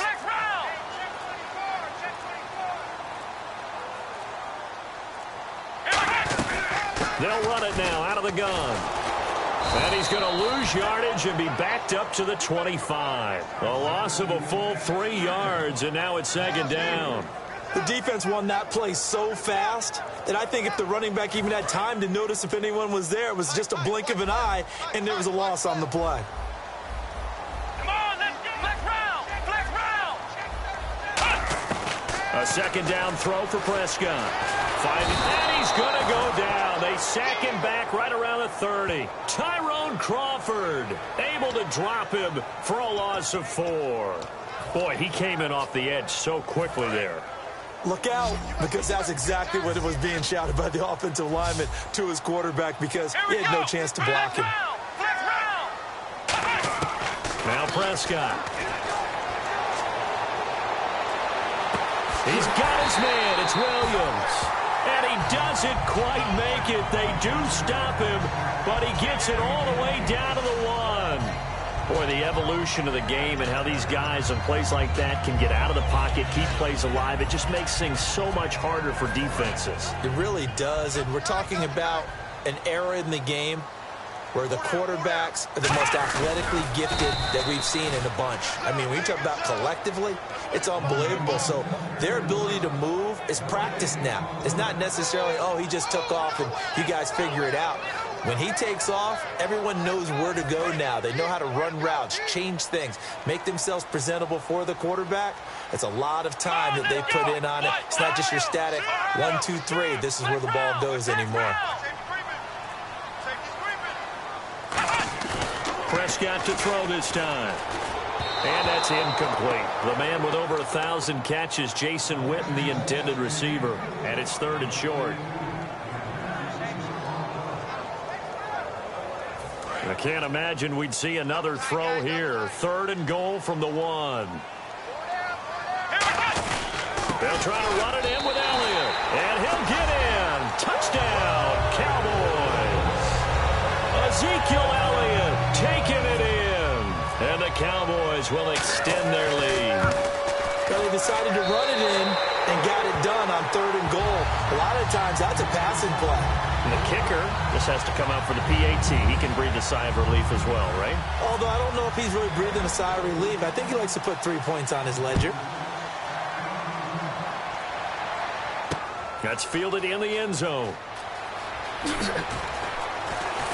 They'll bring it back to just about the 25. Call it the 24-yard line. And out now come the Cowboys. And coming off a one-play drive that was so deflating for the defense, what's their mentality? How do they rally here and stop this offense? Well, hopefully there's some determination that sets in because they weren't ready to go on the last one. Give all the credit to the offensive guys for getting it done, but to allow a run of that length, that's just not being prepared. So now, are they determined? Are they ready to read their keys and make the proper plays? And we'll see how determined they are.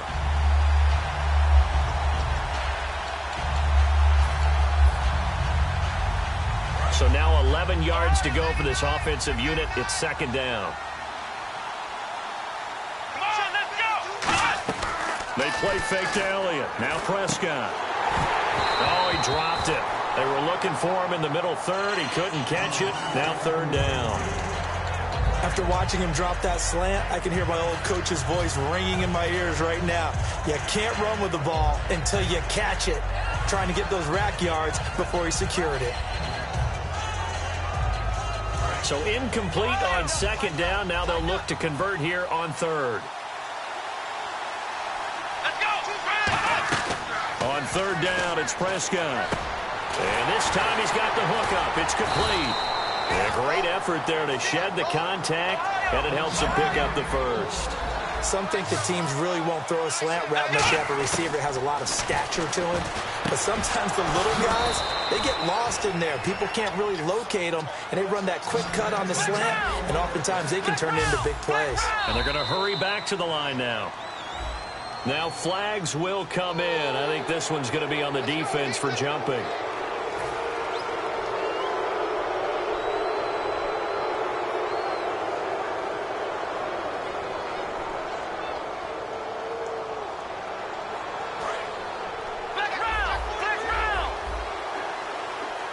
They'll put two receivers left, two to the right. Now Prescott throwing middle, and it's complete. 9 yards on the pickup, and it'll be a Dallas first down. And the offense moving quickly to the line. In today's football, where receivers break tackles, make people miss, get upfield for the extra yardage, when you see a play like that where it's caught and he's dropped on the spot, that's a big-time play by the defense. So here we go, 1st and 10 now. Possible run anticipation here as the D-line sandwiches together. They'll pitch it out to Elliott. And he is into the end zone for a Cowboy touchdown. Ezekiel Elliott with his second touchdown here in this first half. And the Cowboys have cut it to within a score. Whoa! He just yanked that one well to the left, and no good.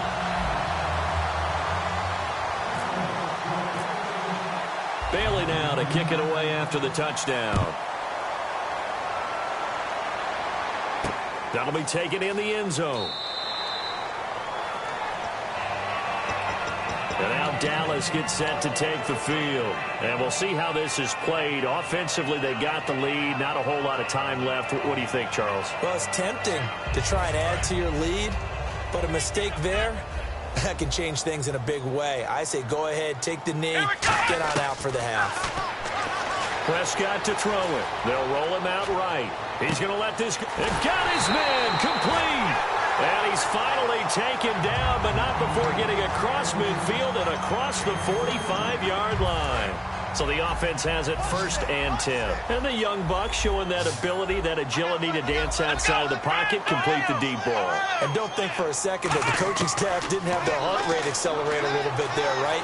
Anytime you have those young quarterbacks and they get outside of the pocket, you're just hoping that they make good decisions because so many things can happen that can go wrong when you throw it downfield like that. He got away with it there and in a big way.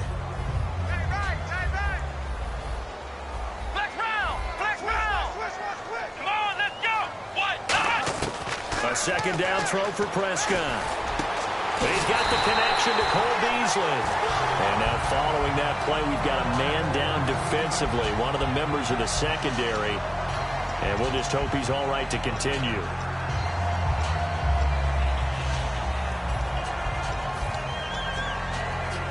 And the offense lining up 1st and 10. Bryant, the lone receiver, left.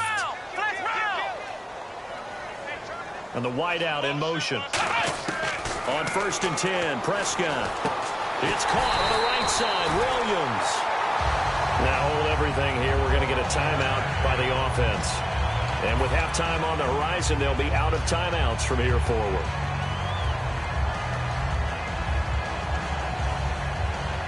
First down and 10 now for the offensive group.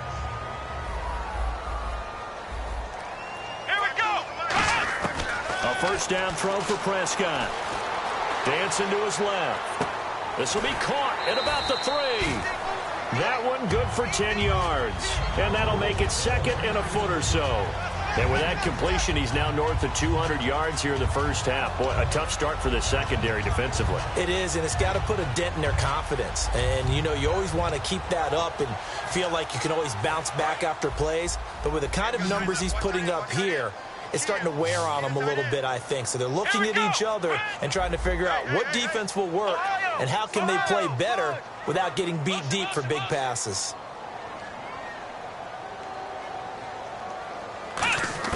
And again, it's Prescott. Incomplete. All defenders get tired of hearing about their lack of hands and why they're playing defense instead of offense. But in this situation, it was the hands that made the play. Batting the ball away on an attempted touchdown pass, excellent job. Way to knock it down.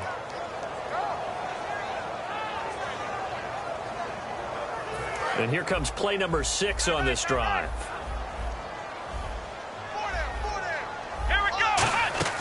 Off play action to Elliott. Here's Prescott. And that is incomplete. So 17 seconds now on the clock here. On now the former Cowboy kicker, Dan Bailey.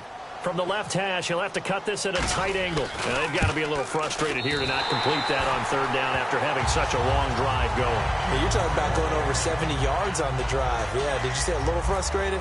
Very frustrated. Yeah, I'm with you on that. Very frustrated. There's no doubt about it.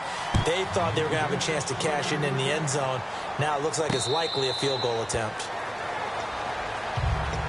But now Dallas gets set to take the field. And with time quickly fading here in the second quarter, not sure how aggressively, offensively they want to play this.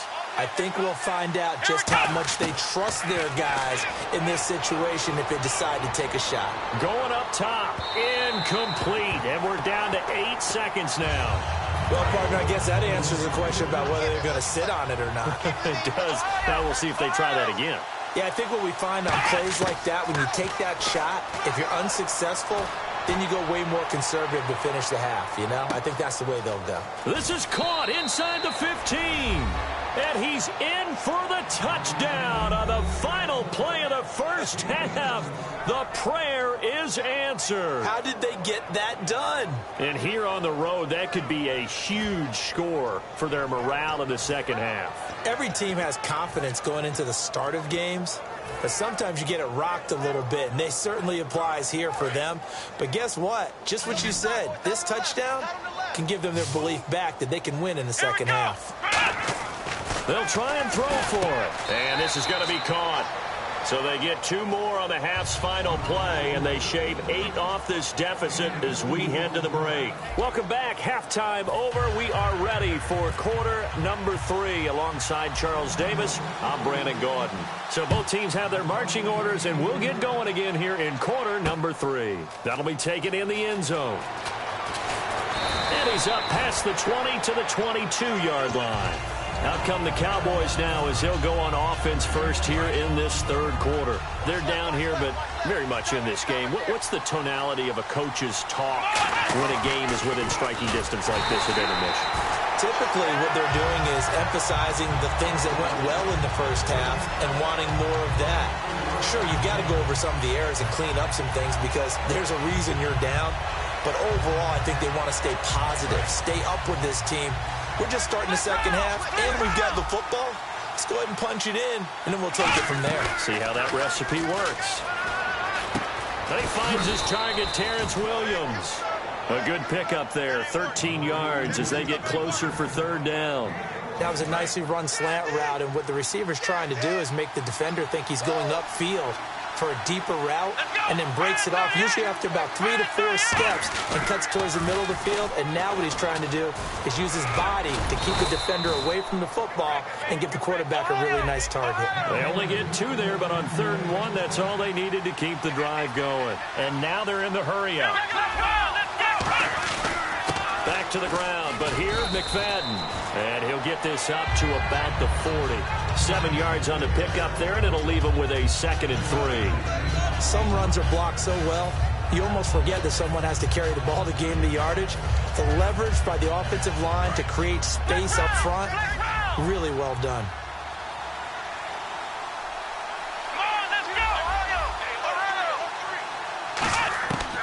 second down throw for Prescott. He's got time. And he hits Jason Witten, the tight end. And he's taken down, but not before he gets this into enemy territory across the 40. And there's another completion to the tight end. And let's face it, it is hard to overthrow a 6'6" target. It is indeed. Quarterbacks like their speed guys. They like that huge 6'6" target that they got in him. They really do, and it reminds me of what one great tight end told me once. He had told his quarterback, just make sure you throw it up there, you know, kind of like put it up on the top shelf where the kids can't get it. Jalen Smith out of Notre Dame.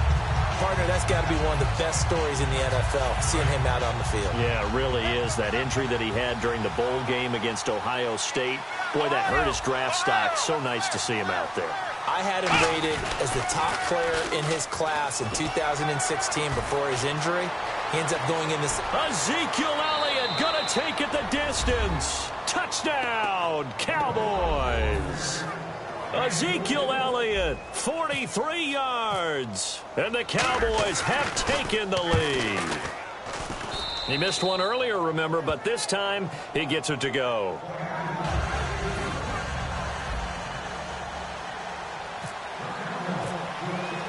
Bailey now to kick it away after the touchdown. That's fielded in the end zone. And a pretty good return here. He'll be stopped just shy of the 25 at the 24-yard line. Now we take a glance at the offense as they work their way back out for their first possession of the second half. They trail offense, first time to touch the ball in quarter 3, and we'll see what they can do. And I can't wait to see what they have planned, because some teams script to start a half. Other teams just go, okay, these are the sequence of plays we want to run. These things worked well for us. And sometimes they throw in that big chunk play right away. Shocker. Try and get after them early and try and create a big play to give themselves some momentum. See what they have up their sleeve. And he's brought down, getting this one up to about the 35. Well, so much for him being bottled up throughout the day. Finally finds a way to break through and get a really nice gain. The defense had felt great about what they had going. Now they've got to turn their attention to getting it back in that direction. Can they bottle him up again? Because I'd say after that run, confidence is pretty high for him. And he'll be out of bounds after getting this one across the 40. It's a 6-yard pickup, and it gets him to 2nd and 4. And once again, leverage wins. The offensive line, lower than the defensive front. They moved them and found some good space for the guy carrying the ball. Here's Elliott. They find some open field here. And the cutback to the sideline. And he takes this one down all the way near the 30. A really good pickup of 28 yards. That looked like a 2-deep coverage, which we call cover 2. And what that really means is you have corners, what we call rolled up in about a 5-yard area on the outside receivers. Then your safeties are back closer to the hash marks near the middle of the field, somewhere around 10 to 12 yards back.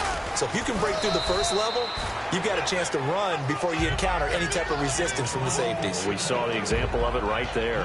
But I think we know by now that every run is not going to be broken and get all the way to the end zone. But these short ones still have their value. You can still set up your play action and throw the football. You control the clock because you have the ball and they don't. And often the physicality sets the tempo for the game. Out left side here to Bryant. And he went nowhere. He'll lose yardage back to the 29. He lost 2 there, and it's 3rd down.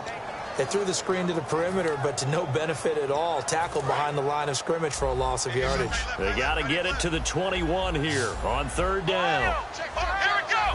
Grand 38. Ohio. Come on, let's go. Check 13. Ohio. Let's go. Ohio. Back now in Arlington. It's the Cowboys in possession of the football, but they trail here as we begin the 4th quarter of play.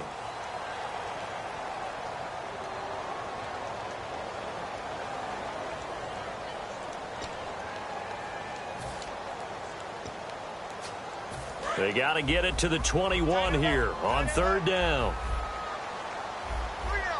Here we go. What? 90. The wide receiver moving to a new spot.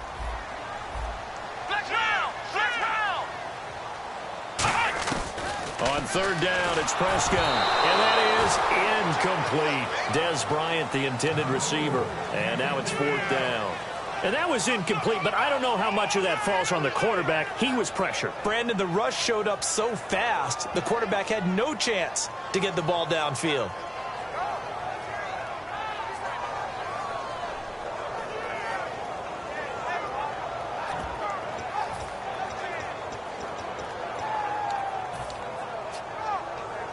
One score down. Here we go.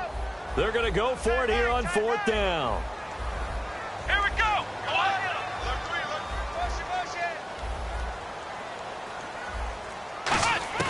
Desperation time. Prescott on 4th. He completes it to Bryant.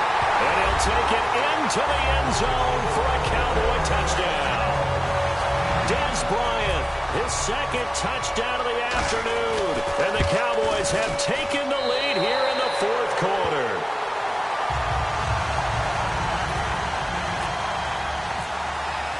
Bailey now to kick it away after the touchdown.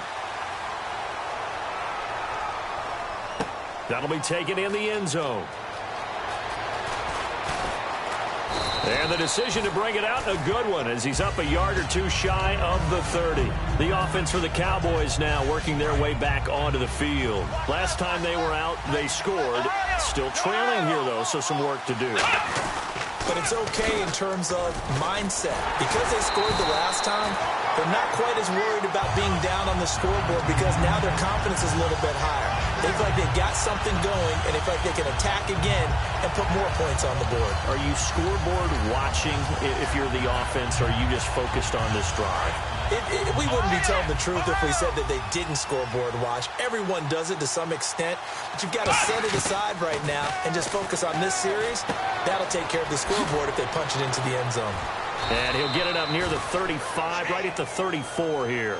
They get 14 back, but it leads now to a 3rd down. Simple slant route, and part of a really nice hard throw by the quarterback. Nice timing between the quarterback and the receiver. They were perfectly in sync, and he put it right on him on the inside route.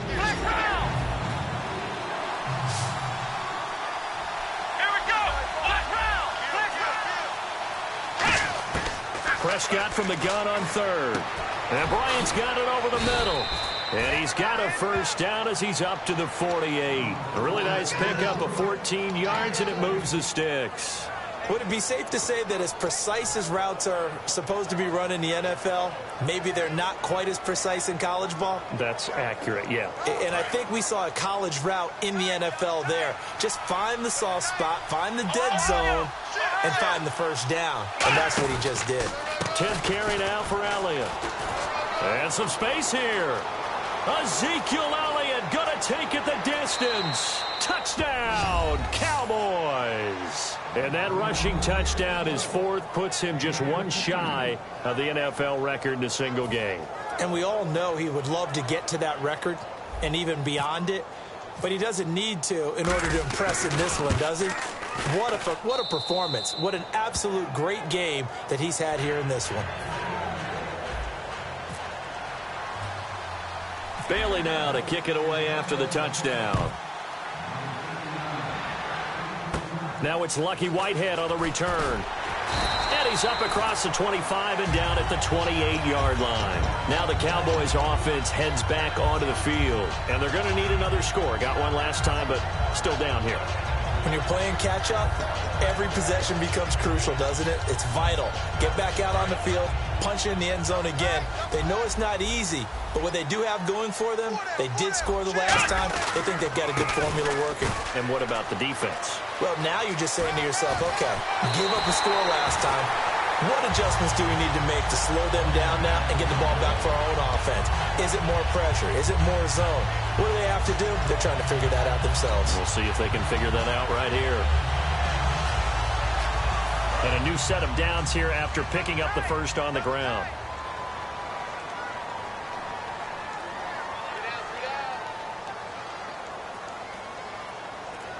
Let's go.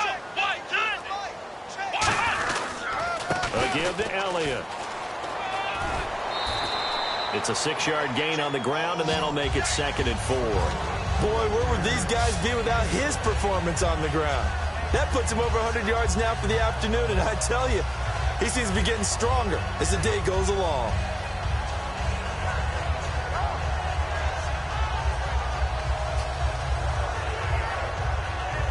Four yards remaining now on second down. Looks like the defense in press coverage here. The give is to Elliott. Call it a gain of 4 there, so it sets up a big play here. 3rd and a yard. We always like to talk about defense in terms of levels. First level defensive line, second level linebackers, third level defensive backs. On that run, that was what we call a first level run, and it was stopped by a second level player.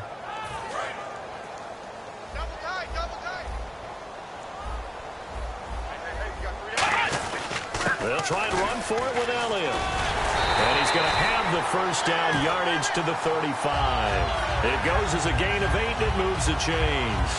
3rd and 1, partner. No need to be fancy there. Just use some force and move forward and pick up the first down.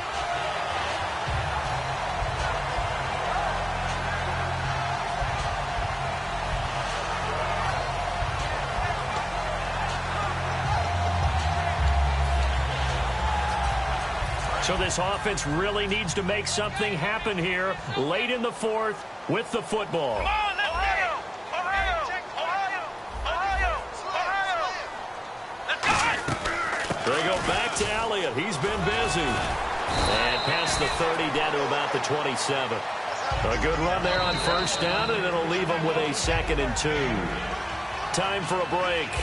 We'll come back for the electrifying conclusion after this.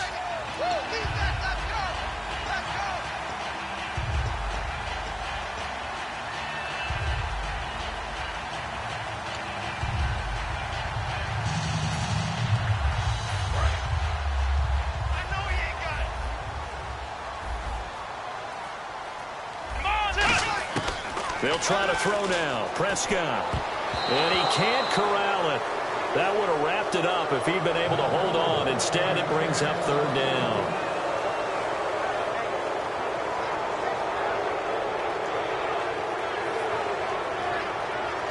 And the defense lines up looking for one final stop. And they will be playing for the pass in this situation, not expecting any type of a run. Looks like a nickel set here defensively on 3rd and 2. And maybe expecting a throw. And he's going to get the first down here as he's taken down at the 22. I don't know about you, but that almost felt like old-time football there. 3rd and 2 is not necessarily just a hunting down anymore. A lot of times they want to throw the ball.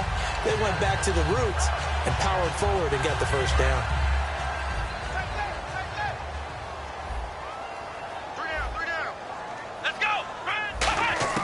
He's back to throw. And it pops free. The collision there jarred the ball loose and brings up 2nd down. Looked like they had an opportunity for a big play across the middle, but he didn't have the concentration or the focus necessary and dropped it before he could haul it in.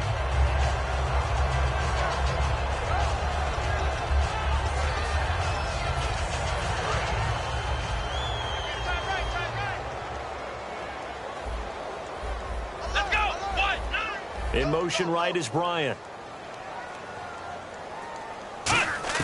Back to throw. This will be caught at about the 3. And snapped a few yards shy of the goal line at the 3.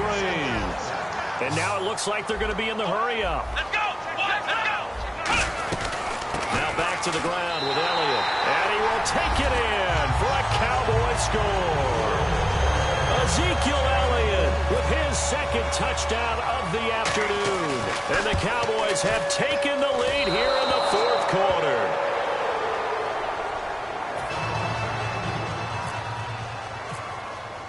Bailey now to kick it away after the touchdown. That's fielded in the end zone. And he'll take this up past the 20 and down at the 22-yard line. And now Dallas gets set to take the field. They're only in need of a field goal, a decent amount of time on the clock. So tell me if I'm wrong. You don't have to be too panicked here. No, not at all. I agree with you. And this is where your preparation and your confidence comes into play. They've worked on these situations. They practice this all the time. They practice it all the time. They know what they want to get done. And in a lot of cases, the great competitors, they love this situation. They think they can go ahead and get it done. They practiced it. We'll see if practice makes perfect. Well, we all know the guy carrying the ball is going to get the credit, both in the stat line and probably in the newspaper. But guess what? Those guys creating holes, they couldn't feel better about themselves right now. Offensive line, tight end, probably even the wide receivers are involved. They're moving the ball well. Second down following the run. Back to throw. And that one got tipped. Kind of threw everything off. It brings up third. Anytime a ball's thrown in the middle of the field, it's popped up in the air, I expect someone to catch. It doesn't matter whether it's offense or defense, because there's usually a great amount of bodies in that part of the field. In this case, no one came up with it.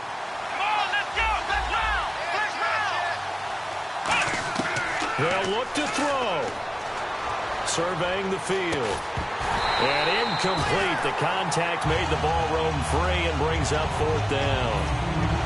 Oh, man, for him to be that wide open and drop it, sometimes you have just too much time on your hands, right? You end up thinking way too much, and your hands get shaky. And, yes, he's a tight end, but that's a catch he should have made.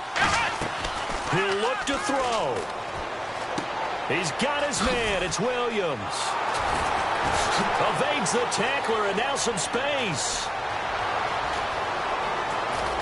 He takes it across for the touchdown, and they've taken the lead late in the final minute of the fourth. Wow, wow. So how many practices have we watched over time where the offense works on scoring late in the game and finding a way to win, as we just saw there? Just saw it right there. Now can they preserve that advantage that they just got?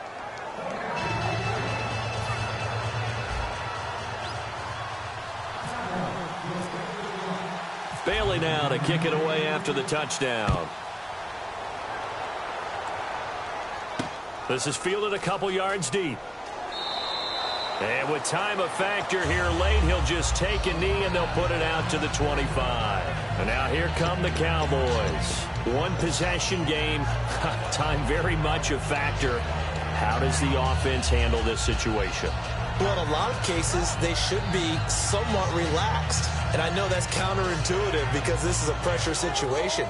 But this is Friday practice every week of the season. You go over this situation, having to go downfield, limited timeouts, got to get out of bounds and keep the drive going and set yourself up.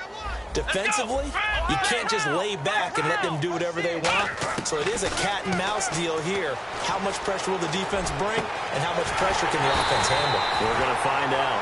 Now whistles come in. We're going to get a timeout here by the offense. It's just their first. They've got two more to use here in the final stages.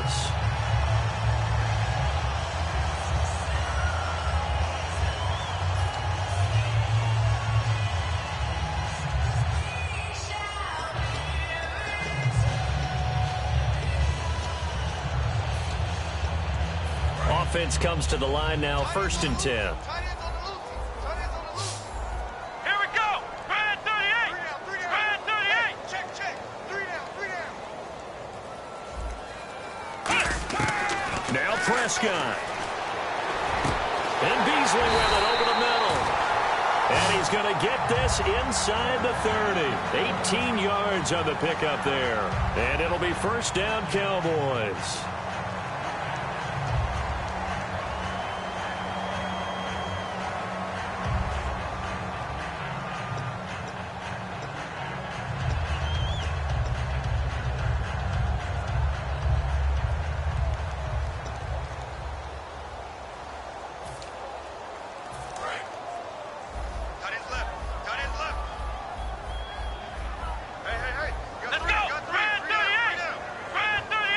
Bryant, the man in motion right.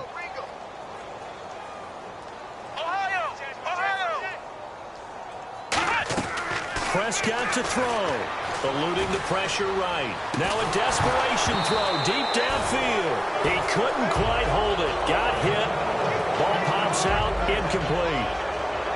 You can feel the anguish all the way up here. It certainly looked like he had that one in the end zone, open, unable to hold on to it.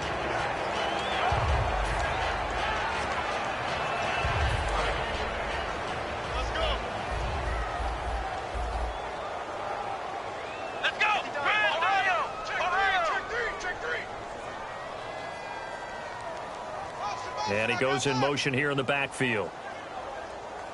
Black round! Black round! Prescott. A dump off to Elliott. And he's brought down. They give him 13 yards there on the play and a fresh set of downs. Now hold everything here. We're going to get a timeout by the offense. It'll be their third and final timeout, so as they talk things over, we'll step aside. Fresh set of downs here.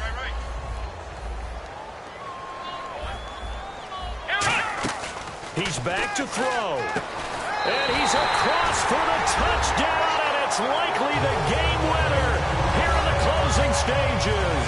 Touchdown, touchdown, touchdown. Yeah, I know only one of them counts, but this one looks like it's going to lead to a victory. I know we're not supposed to count anyone out, but with that little bit of time left on the clock, it'd take almost a miracle for them to lose this one. It would, and this is going to sound cliche. It's been such a great game. You just hate to see one side lose, but, hey, they earned it. And the lead is now 2.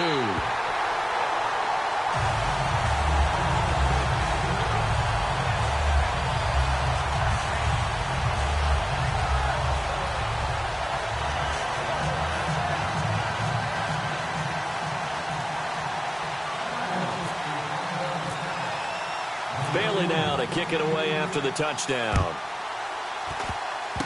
Very short kick. This will be taken by one of the up men.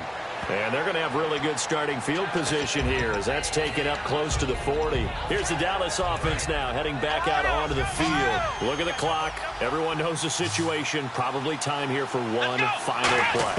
And we know what that play is going to be. It's got to be some sort of Hail Mary, throwing it towards the end zone and hoping someone can catch. Oh, a crusher there as it's intercepted. Picked off by Barry Church. Well, we were on hand for a fun and entertaining game here, coming down really to that last play. Great job defensively to get the pick and seal it. And we know that every play during a game matters. You're never sure which one's going to be one of the key ones. But at the end of the game, when you analyze it, 3, 4, 5 plays are going to be the ones you focus on. And that last play was one of them. The last shot had to take it, and they came up with the interception and sealed their victory.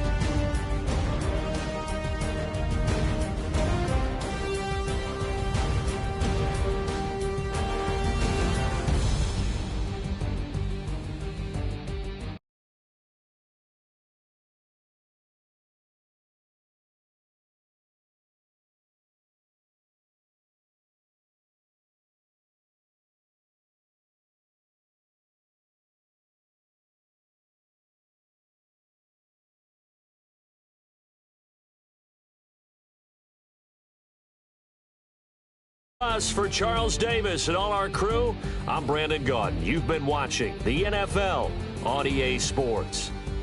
It's a win for the Cowboys as we sign off and say so long from Arlington.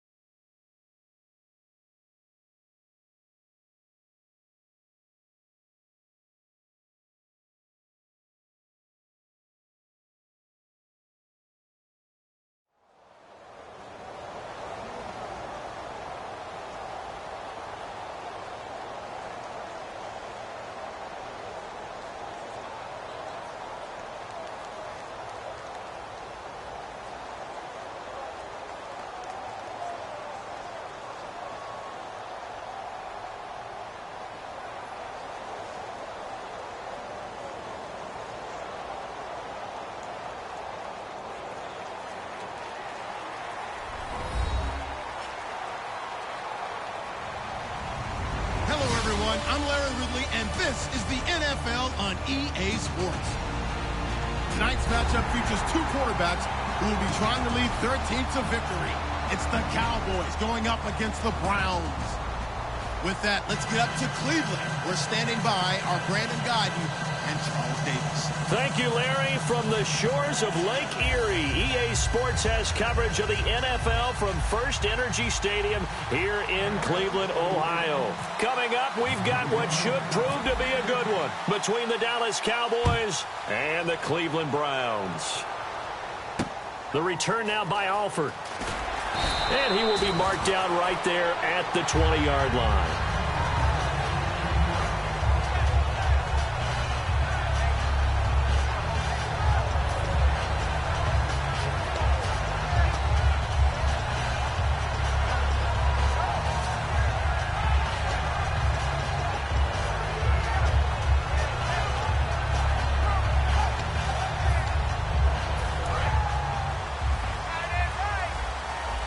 And on the outside, they're playing press coverage. On first down, Griffin. Complete here to Gary Barnidge. And he'll get this up to the 34-yard line. Completion was given up, but that's why you play zone defense, so that you can have people around the ball when it's caught, and you don't give up much run after the catch. So here we go, 1st and 10 now.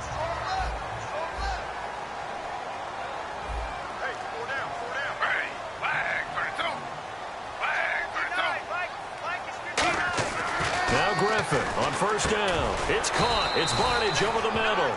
Give him 9 there on the first down completion. Seeing that play and understand just how tough it is to cover tight ends, especially the ones running around the NFL nowadays, makes me glad I didn't make it in that league. I would have had a really difficult time. But now you get to sit up here with me. Yeah, and that's fun, isn't it? And what a really nice gain right there on first down for them. Brings up a nice second down for them. Now Griffin on second down. Over the middle, and it's incomplete. The starters for the Cleveland Browns, and let's discuss the tight end, Gary Barnidge. Sometimes he can get overlooked. I love how he emerged in 2015. We had a scouting report on him that said he was a good blocker, a dependable receiver, but no stardom at all. Had a 1,000-yard season in 2015. No longer do we have those shackles on him at all. Gary Barnidge can play. That'll make it 4th down after a loss of 1. And, partner, in a lot of short yardage situations, you'll see the linebackers step up into the gaps, what we call mugging the line of scrimmage, to make sure they take away all spaces, all creases. That one worked really well for them. They only needed a yard, instead went backwards.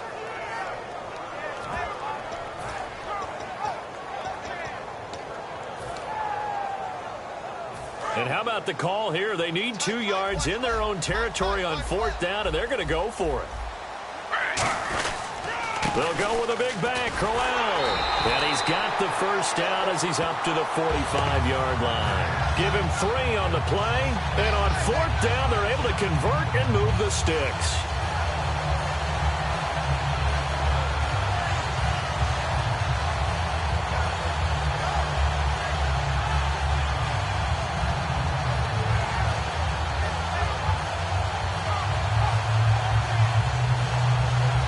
So the run gets them the first, and now they operate with a fresh set of downs. 4 down, 4 down. On 1st and 10, it's Griffin. And this one brought in by Barnidge. And taking it across midfield and just shy of the 40. All right, I'm doing my rudimentary math here. That's his 3rd catch here in the first quarter. I don't know if it's just game plan or he's just finding his way open. And maybe a little of both.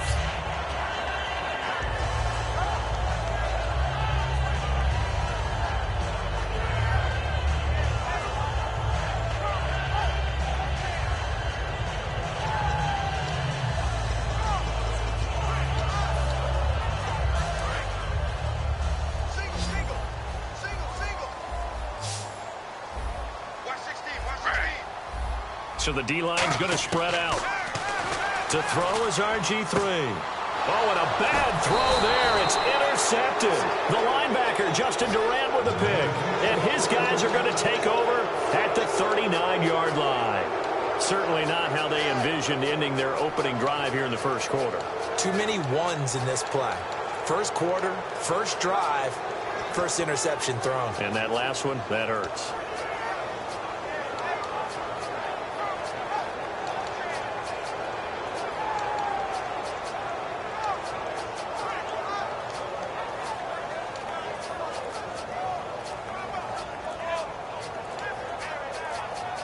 They'll need to get the play off quickly.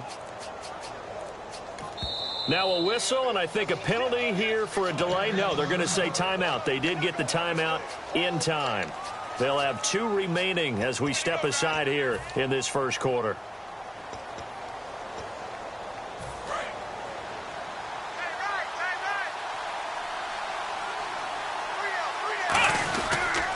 Now the first carry for an Ohio native. It's Ezekiel Elliott. And he'll lose yardage on the play back at the 37-yard line.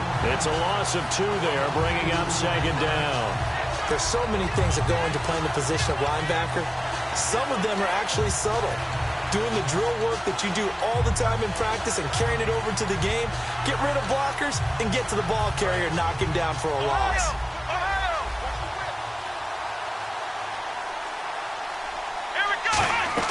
Off play action to Elliott. Here's Prescott. He finds his target, Terrence Williams. And they'll get 9 there as that sets him up better for third down. Quick pass play there on the slant, Charles. Works out well for the offense. The offense loves it. The defender hates it. Hard to get through the body of the receiver to get to the football trying to cover a slant. Well, they get the completed pass, but still have more to go here on third down. Third and short yardage, Prescott. And a quick throw here, that's complete. And he's got the first down yardage as he takes it down to the 49. And they're on third and short. They just tried to spread the field. It worked. And I think that the spreading of the field, the extra receivers, has really become the next in the evolutionary chain in the NFL. Go all the way back in that situation, you're handed to the fullback, right? As we evolve, maybe you pitched it to your tailback. Now you spread the field, and you have your choices of where to throw it and complete it for a first down. Offense looking to avoid a third and long. It's 2nd and 10.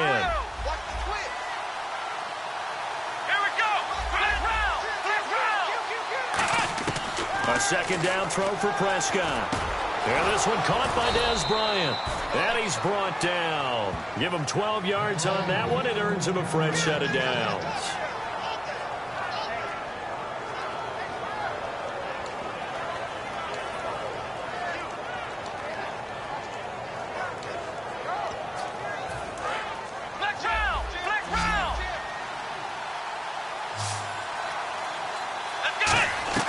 Now a play fake here on first down.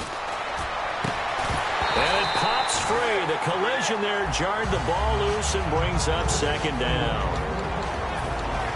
And here's the starting crew defensively for Cleveland. Joe Hayden is a complete cornerback. He tackles, he covers, and does everything with incredible speed. From the pistol, here's Elliott. And brought down, but not before they're inside the 25. They pick up 12 on the play there, and they move the chains. He's quite an eyeful, isn't he? Big, strong, physical guy. When he came out of school and when I looked at my draft board, I went back through my notes to see how I had him rated. The number 2 back on my board coming out of college. Why? As I mentioned, big, strong, powerful guy, faster than you would think, and has the ability to catch the football out of the backfield, something that we didn't know he truly possessed. We saw that in the offseason workouts. Now he's putting his running ability to good use in the NFL. Now McFadden. And he'll do a nice job here just to fight his way back to the line of scrimmage. Call it no gain on the play, and it'll be second down. Well, at least he was able to break that initial contact, or it could have been a loss. Yeah, give credit to the defensive player, though. What did he do? Made him slow down, slow up his feet, and allowed the rest of the guys to get there to finish him off. Offense still needing 10 yards, second down.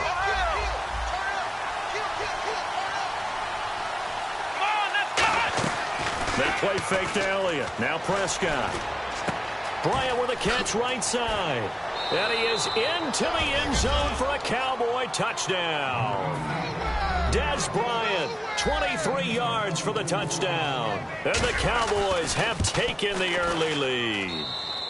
And this is up and good to make it 7-0 Cowboys.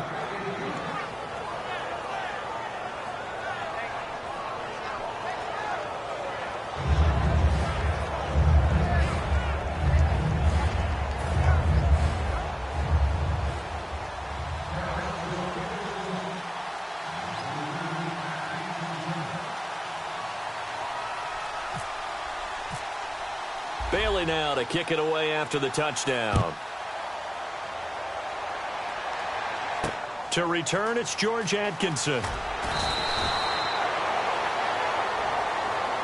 Now the Browns offense, they get ready to head back onto the field. Looked like they had something going last drive. Then the interception happened. Will they recover? The memory they need to keep with them is that they did have something going. They were moving the ball on offense, had a nice sequence going. Don't worry about the other part. You can't get that back. Let's go back to what you were doing well before. I thought you were going to say they need to have no memory, but remember the good part, forget the bad. I like that even better.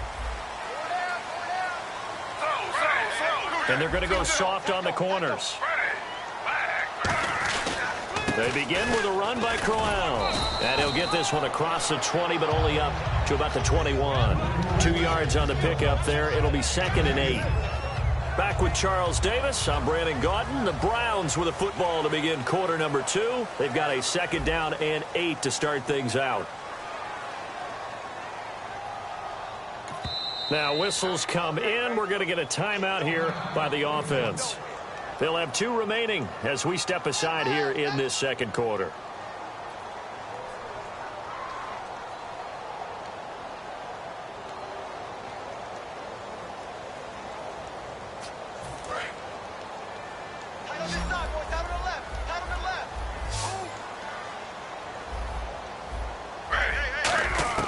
On 2nd down, here's Griffin. And the connection made to Terrell Pryor. A good pickup there at 22. Really nice connection on the corner route. This is a play where the receiver wants to set up the defensive back by moving him inside and then breaking back to the corner. A 1st down carry now for Crowell. Oh, look at the string. No. And he'll be taken down across the 50 at the 45 in enemy territory. Absolutely love the run right there. This guy's known for his quickness, but also for his speed. He's able to get to the 2nd level almost before you blink if you give him any type of blocking. Always talk about slot receivers. They're usually known as quicker than fast. In this case, we've got a guy who's quick and fast, and he used it to great advantage. They'll run it now out of the gun. And he'll get this one down to about the 17. Give him 3 on 1st down. It'll set up a 2nd and 7. Some of the most unselfish players on any football team, defensive tackles, because we ask them to just eat up blocks and allow other people to make tackles. But when he can make a play himself, as we just saw there, that's a big day. Well, so many times we look. And now the Cowboys are going to call another timeout. That's their 2nd, so they'll have 1 remaining here in this second quarter. We'll be right back.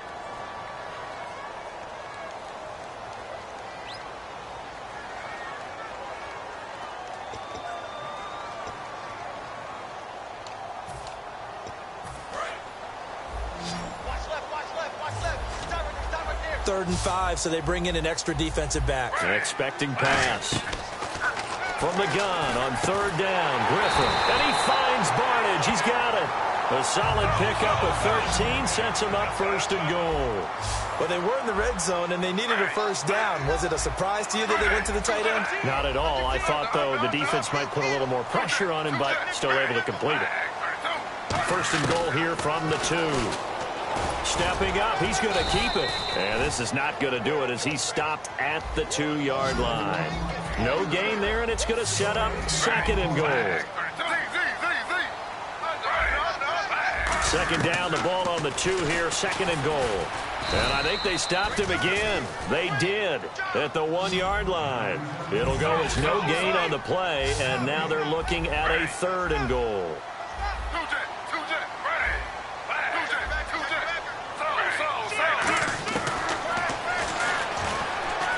And he takes this one in for a Brown score.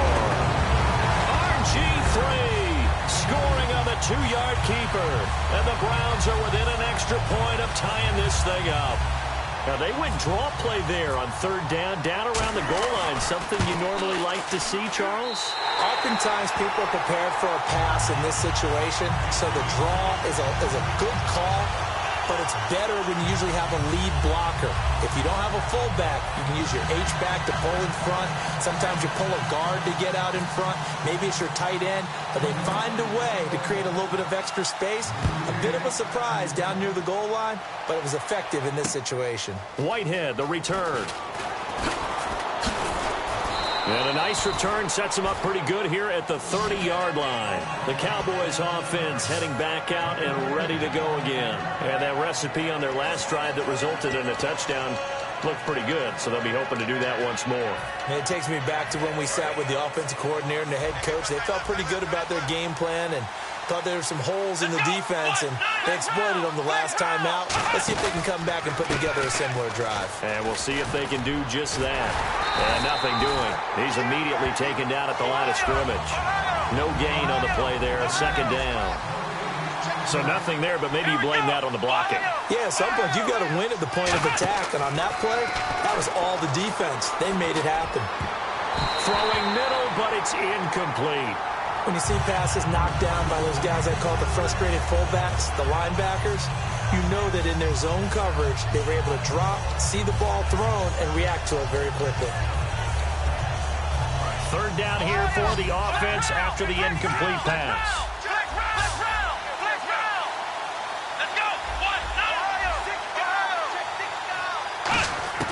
On third down, it's Prescott.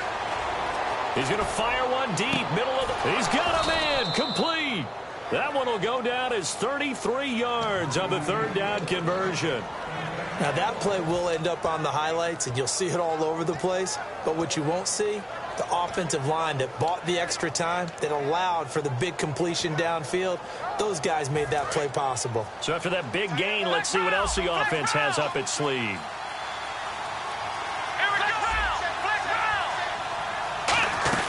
They'll run it now out of the gun.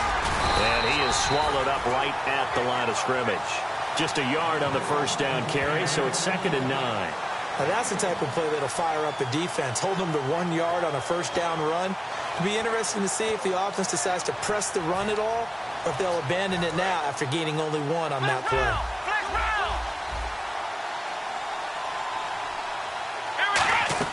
Off play action to Elliott. Here's Prescott. He's got time in the pocket. He's going to fire one deep over the middle. The Cowboys' all-time receptions leader, Jason Witten, the intended target. And now it's third down.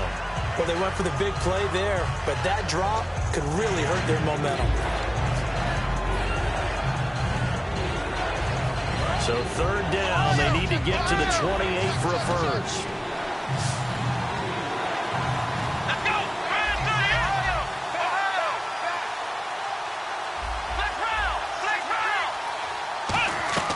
Prescott from the gun on third. He completes it to Bryant. And he will have a first down at about the 21-yard line. And that one good for 16 yards and a first.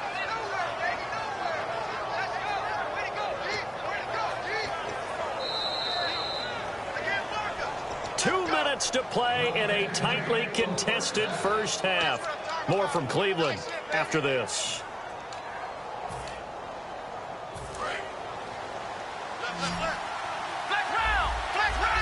They'll come out in the pistol. Now a play fake here on first down. Deep drop. Throwing over the middle, but it's incomplete.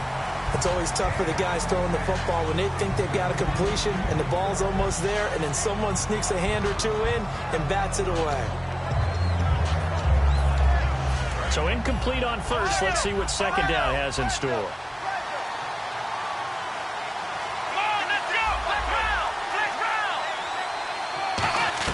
A second down throw for Prescott. And Bryant's got it over the middle. And brought down, but not before they get it inside the 10 to the 7. A nice pickup of 14, and it moves the stick, sets up a first and goal.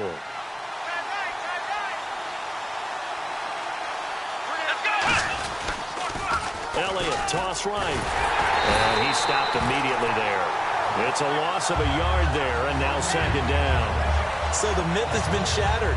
Every cornerback in the league is not just a cover corner. Some of them will stick their nose in there and make plays exactly as we just saw there. A big loss suffered by the offense after that nice tackle.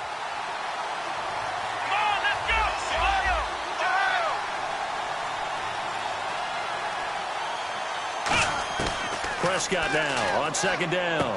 That's caught at the 1. And he'll be brought down right on the edge of the goal line at about the 1-yard line. It's a gain of 7, and that's going to bring up an interesting 3rd and goal.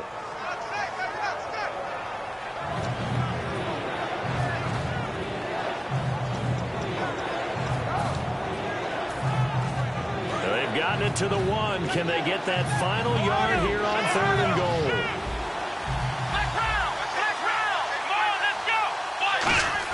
On 3rd and 1, here's Prescott. A hit as he throws there, incomplete. But, partner, anytime someone tells me their fundamentals are leaving the game, I'm going to show them this play because they couldn't get to the passer. So what do you have to do? Get your hands up in the passing lane, and they batted it away on a 3rd down attempt.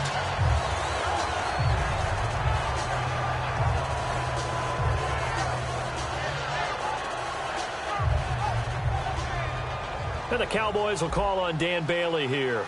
Less than an extra point attempt here. This is an 18-yarder. And Bailey able to knock it through.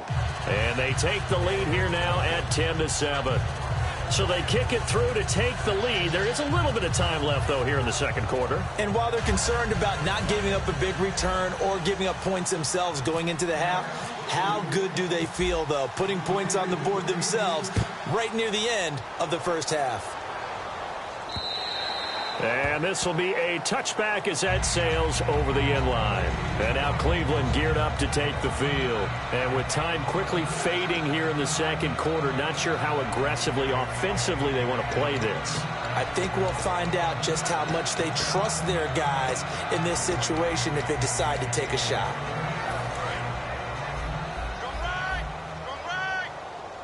They come up in an empty set. 4 wide receivers, 1 tight end. He couldn't quite hold it. Got hit. Ball pops out. Incomplete.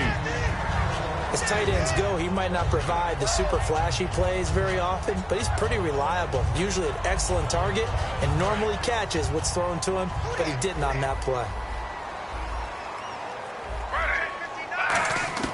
2nd and 10 now. Griffin. No, he almost had it. Already with 1 interception, just missing his 2nd there. A pretty rocky start in this game for the guy throwing the ball. Already has thrown 1 interception. Almost threw a 2nd one right there. All he's doing right now is giving the defense a whole lot of confidence. They come out 5 wide. 3 of them to the right side. To throw is RG3. Oh, a ball batted in the air, and now it's intercepted. Picked off by Barry Church.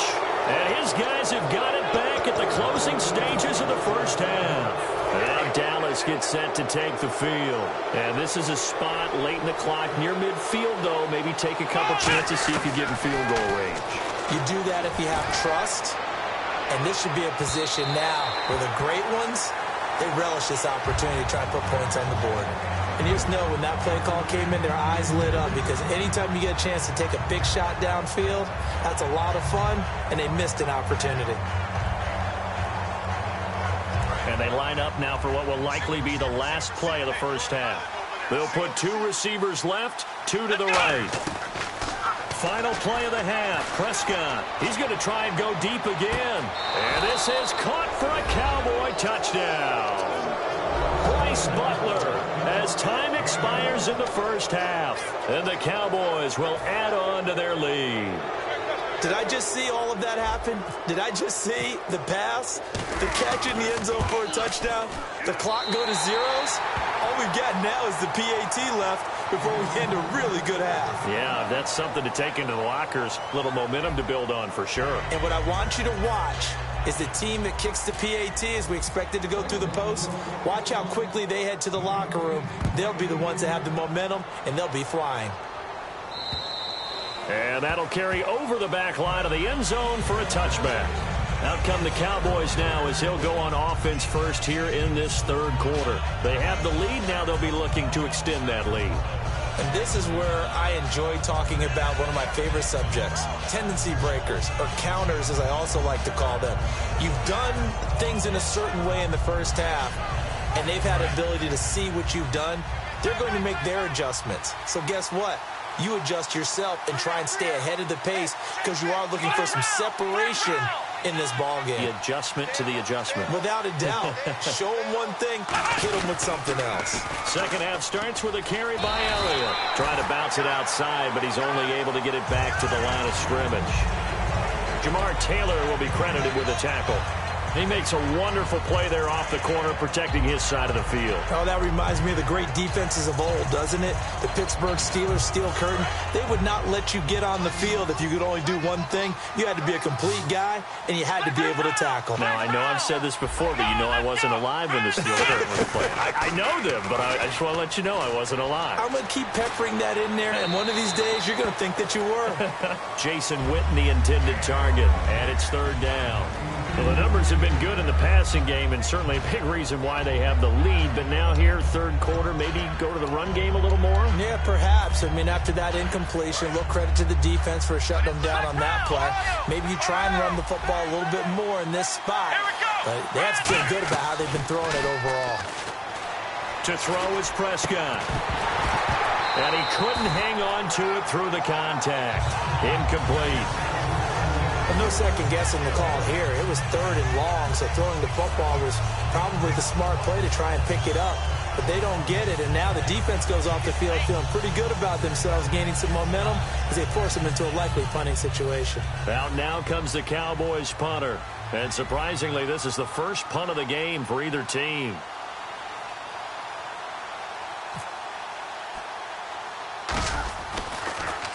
And now a low liner. I think he mishit it. And this one will be touchdown inside the 40-yard line. Here's the Browns now. They get set for their first possession of the third quarter. They were able to get the stop defensively. Now a chance to turn that into points on the offensive end. Can you imagine what the grease board looks like at the half? Because no, tell me. That's exactly what they printed up.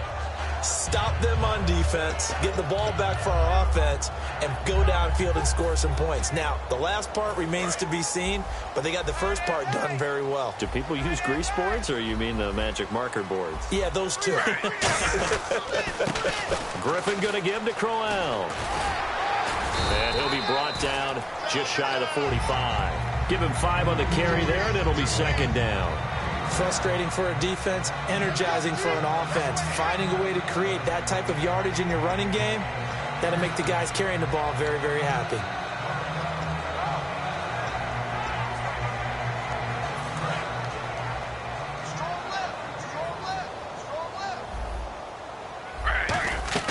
Now Griffin on second down. A screen complete to Crowell. And he'll lose yardage here, back at the 41. So he loses 3 yards there. Now third down. Now that screen there on second down certainly didn't develop how they had hoped. Is that one they should have even tried, or is that one the quarterback sticks in his pocket? I think the latter. I like what you said there, because trying it is one thing. We can second guess just about every call. But in this case, when you realize that it's broken down, just throw it at the feet of your intended receiver so that no one can pick it off, right? You don't have the ball tipped up in the air, and you come back and try and pick up the first down on third down. That way you don't lose any yardage. So 3rd and 7 and an extra defensive back on the field here. Definitely want to play coverage here. He's going to wind up and air it out. This is caught inside the 15. And all the way in. Touchdown, Cleveland. Corey Coleman, 58 yards. And the Browns are back within a score. Now Parkey for the extra point. And it's good. It cuts it to 2. 16-14 our score.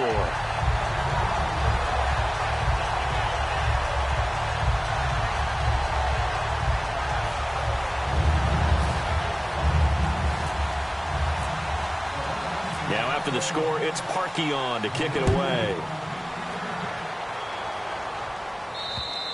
And this will not be returnable. It's out of the back of the end zone for a touchback. And now Dallas gets set to take the field. And a tight game after punting last time. See if they can get something going on this drive.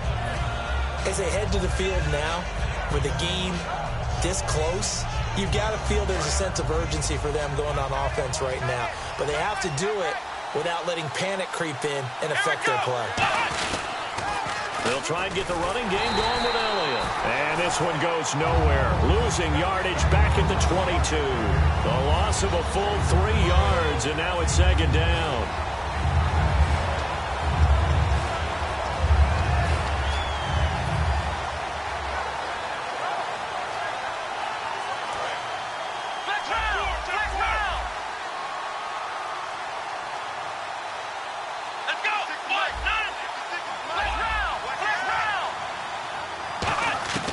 Second down throw for Prescott. It's caught by Bryant.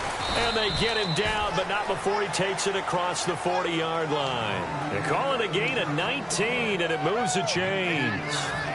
So an excellent throw and an excellent catch there. Zone coverage, which means you just have to find the open areas in between defenders. That's exactly what happened on that play. They go play action here on first down. And it pops free. The collision there jarred the ball loose and brings up second down. All right, different topic here. 2018, the Super Bowl, traveling north, far north to Minneapolis. Early predictions for that one. Who you got? Well, you know, everyone's still waiting in the NFL for a home team to play in its home stadium, right? So could the Vikings be that team? I'll start in the NFC, and I'm going to say no. I think Seattle. And that's caught inside the 30. Give him 30 yards there. And that last reception puts him over 150 yards now on the game, Charles. And now it's not just execution. It's not just performance. It's a mental aspect that's going on. Because right now, he's got the defense so much on their heels. Got them looking at each other. Who's going to cover this guy? And what type of coverage can we put out there to try and slow him down?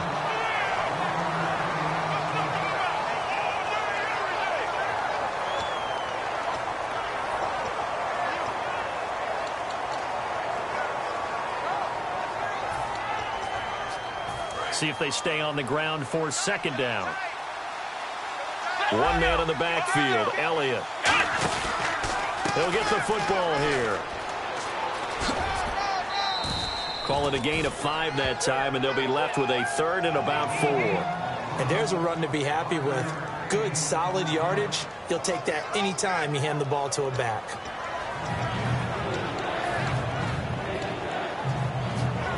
Third down now following the run. Here we go. Prescott from the gun on third. He completes it to Bryant. And he gets the first down yardage he needs before he's brought down at the 6. And Brandon, from our time in college football, where receivers weren't running the traditional NFL route tree, one thing they did learn: find open areas, find soft spots, and set up and catch the ball. And I think we just saw that there. Yeah, we saw that indeed, picking up the first. Give him 2 yards on that one. Second and goal now. Be interesting to see now what they do offensively down near the goal line after not much there that time. As the offensive play caller, that may change your sequence now. Instead of coming right back with a running play, And Dez has got it. Dez Bryant for the Cowboy touchdown. Dez Bryant, his second touchdown of the afternoon. And the Cowboys will extend their lead. He missed one earlier, remember, but this time he gets it to go.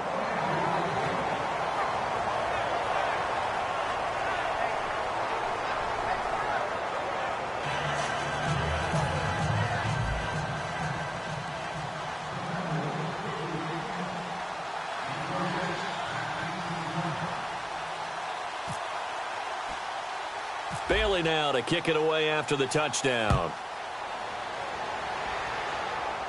It's a very short kick, taken right at the 20. And they're going to have really good starting field position here as that's taken up close to the 40.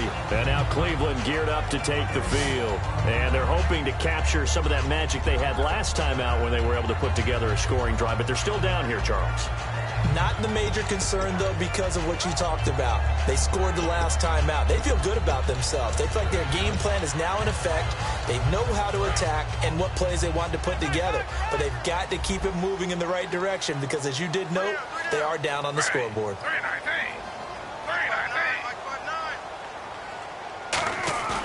Now a play fake here on first down. Looking deep downfield. And he knocks the ball away, and it falls incomplete. Now hold everything here. We're going to get a timeout by the offense. It's just their first, so 2 remaining as they burn one here in this third quarter.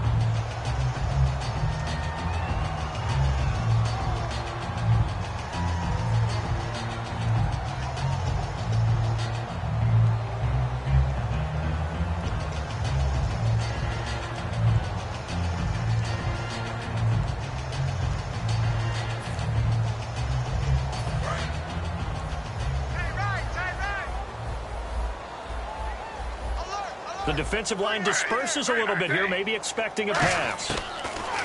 Here's Griffin to throw. He's going to go up top again. And he's unable to grab it. Thought he might have had position, couldn't hold on, third down. And when all else fails as a defender, when you're not there in the coverage, your best friend is exactly what we saw there. A big play shot taken by the offense. Unfortunately, it ended in a big drop. So here we go now. An extra defensive back in there on 3rd and 10. On third down, Griffin. And now another one thrown incomplete. Not only was that a 3-and-out, it was their 3rd straight incompletion on this drive, and they didn't even think about trying to run the football. Now they have to give it up.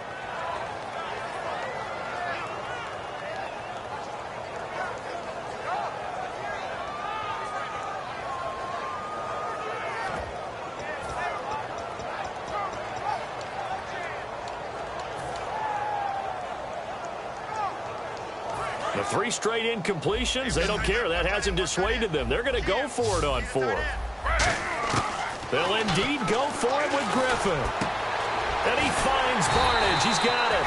And able to pick up the first across midfield to the 47. And that's what you've got your tough little slot receiver for, isn't it? Right there, those 4th down conversions in the middle of the field. He knows that's where he has to make his living, and that's where he has to make plays to help his team. And no one is asking him to do anything more or less than do exactly what we saw there. And quickly, they get to the line. Now it's Griffin. This will be caught at the 2. And he is into the end zone. Touchdown, Cleveland. Josh Gordon, 28 yards. And the Browns have cut it back within a score. Now Parkey for the extra point. And this is no good. It's a missed extra point. Boy, in a tight game, how important might that turn out to be here as the second half rolls along?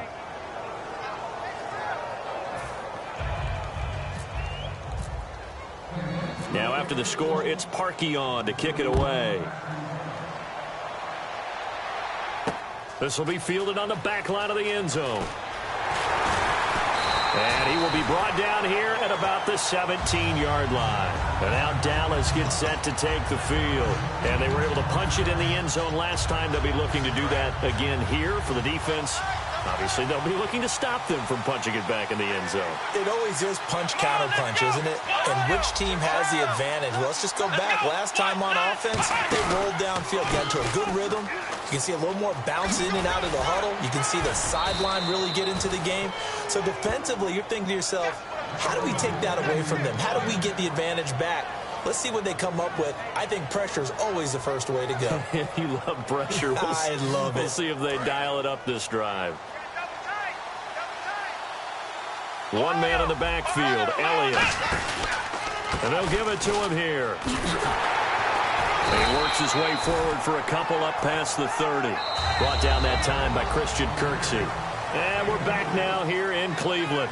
It's been a very hotly contested game to this point. Just a field goal separating these two teams as we get set for the fourth quarter.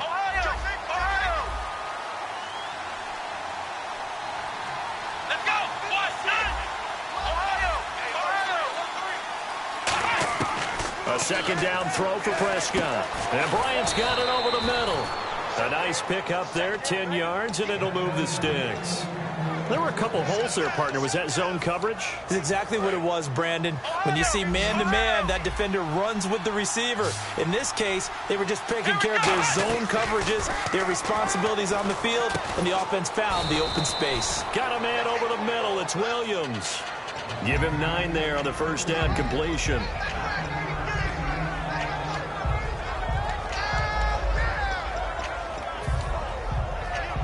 Second down, they need less than a yard to pick up the first.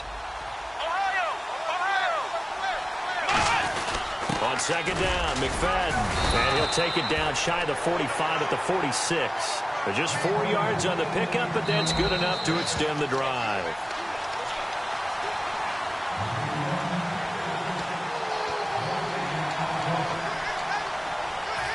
Well, he challenged the play. It did not pay off. And that means he lost a timeout in that challenge. And as a coach, you hate that. Don't know if you took the advice of the player, you threw it yourself, but it didn't go your way. At the end of the day, it all comes back to the head coach. He has the final determination on whether to actually challenge the play or not. In this case, it didn't pay off for him. And that's got to be so heartbreaking. You throw that flag, you probably feel really confident, and then all of a sudden, boom, you lose the challenge. Yeah, when you take a look at it, you're throwing that flag because you believe you're going to be right. And when it comes back the other way, you have to regroup. And he's going to get this inside the 30. A nice pickup there of 11 yards, and it'll move the sticks. Whenever we meet with coaches and they always talk about wanting to establish running the football, it's oftentimes with a good tight end who can control the line of scrimmage and the point of attack, and they're becoming harder to find because the colleges are giving us a whole lot of receiving tight ends, former wide receivers who can run, not necessarily block very well. In this case, though, we saw 2 tight ends on the field, both of them with the ability to block, and he ran the ball successfully behind that power set. Not an ideal spot to be on first down, but I love that the play caller did not immediately abandon the running game and say, okay, we've got to throw it in order to pick it up. Stayed with the run, was rewarded with a big-time pickup. Now they're in second and manageable. And on this one, he'll get to the 15, right at the 15-yard line. I don't know about you, partner, but on second and inches, a lot of the times I'm leery about the offensive guys thinking about taking a shot downtown.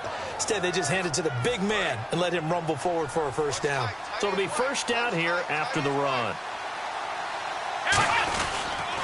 They'll pitch it to McFadden. And he's going to be met at the line of scrimmage and taken down. That's going to go as a loss of a yard, and it'll be second down. There are so many times during camp and practice that you get bored as a player doing regular drills. But how about that shed and skate drill right there by the linebacker? You do it each and every day, get the blocker away, and get into the backfield and make a big-time tackle. That's what we just saw. Let's go! They'll try to throw now. Prescott. Wide open receiver complete. And he'll take it into the end zone for a Cowboy touchdown.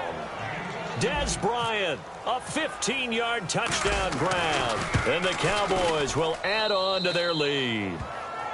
And he puts it through.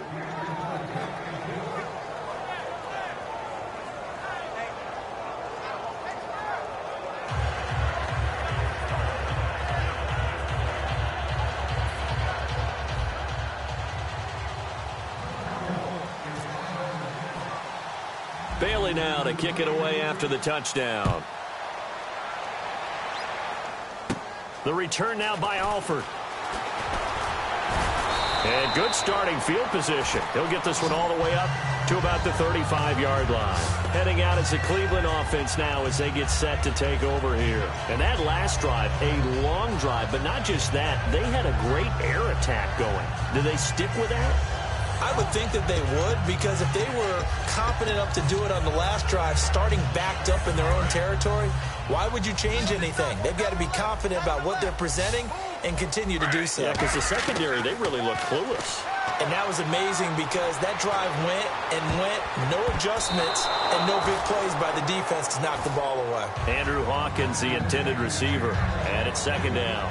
Well, I guess we just discovered that someone is certainly not going to sit back and just take it in this game, huh? No, they were trying to get that touchdown back in one shot. One shot, trying to help out his defense and let the other team know they were coming after him. Second and 10 now. Griffin. A screen complete to Crowell. And he'll get up to the 43-yard line. It'll be a pickup of 8 on the screen, and it sets up a third down. For a second there, I thought that might break big. Screen pass. Looked like it was coming together. Looked like there was an opening. Still, ended up with a solid gain. And on third down, a nickel formation here defensively. They'll try to run for it with Crowell. Just a yard on the run there, and that's going to bring us to a fourth down. All right, they're going to try and keep hope alive here on fourth down. They're going for it. And, partner, when you run the ball on 3rd and 2, you're telling the whole world you've got nothing but confidence in your offensive line and your runner, and you expect to get it. But they were stuffed on that play. Only got 1 yard. Great job by the defensive front, the linebackers. Everyone got involved to force a fourth down.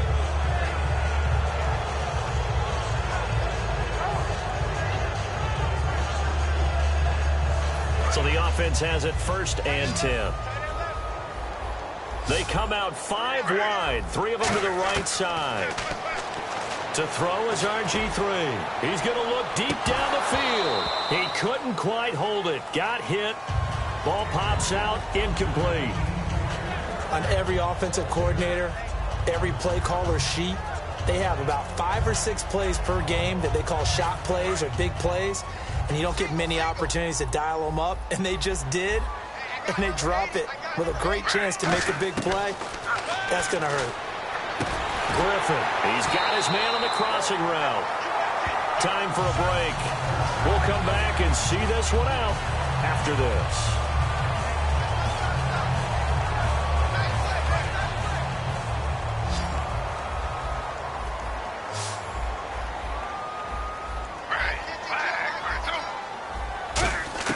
Throwing now, Griffin on 1st down. Caught left side, it's Barnage.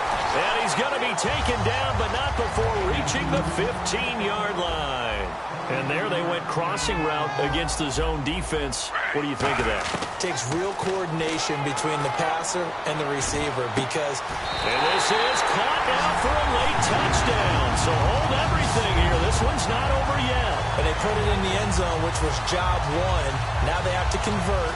And then it's decision time, isn't it? Yeah, so this is what all teams go through. You look at the clock, you're inside 2 minutes, look at your timeouts, make that onside kick decision. Yeah, how do you feel about your defense, where you are in terms of the scoreboard, and the time left on the clock, as you noted, so many things to go through.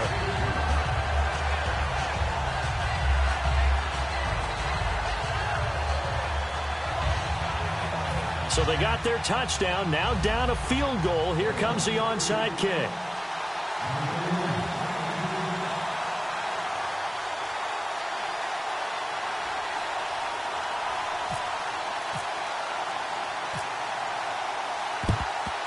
And the Cowboys are able to recover. And they just about had to get that recovery to have any chance. They only have 1 timeout. You look at the clock, and let's do the math here, Charles. This one's pretty much over. Yeah, we do have a chart here, don't we, that tells us about the timeouts. You do. I'm not as smart as you. And in looking at it, you're exactly right.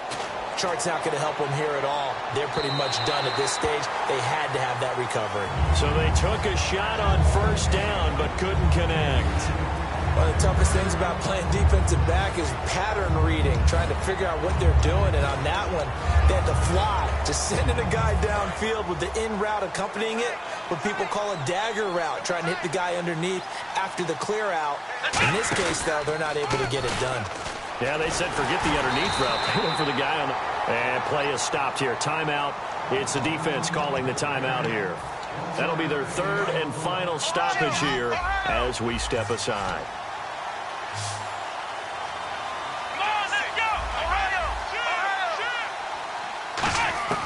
Now Prescott. Finding time. He completes it to Bryant. And he gets it to the 32. Good enough for a first down. Give him 10 yards on that one, and that'll earn him a fresh set of downs. So he makes the grab, and the chains move forward. Nice job by the offensive line, giving them time to complete that first down pass. They come out here in the eye. A first down carry by Elliott. Looking for a seam, but finding none. He'll get back to the line of scrimmage, and that's it. Demario Davis there on the stop. In order to play really good run defense when you're playing a 3-4, those three guys up front, the nose tackle and the guys they call the defensive ends, they're usually big people because they're going to have to eat up a lot of blockers because it's usually 5-on-3. And when they do their job well, guys who play on the inside, those inside linebackers, they're able to just roam and hit. They come up in an offset eye. Now they'll run it on the toss. And he is going to lose yardage here. A loss of a yard, and it brings up fourth. Yeah, let me pump out my chest a little bit, even though I'm not rooting for either team. That was a really nice defensive play. It's awfully fun to watch, even in an offensive game.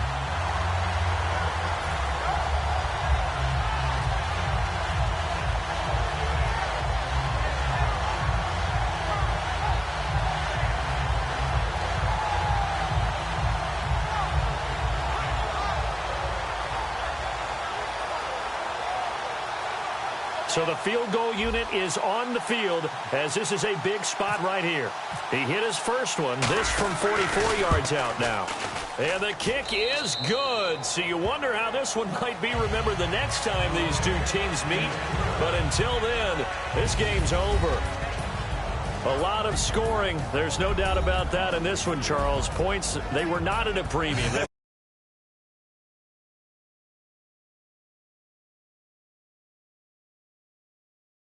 Because both teams finding ways to click. And you know people who love this game, they also love baseball games that are 14-11 with 3 or 4 home runs mixed in.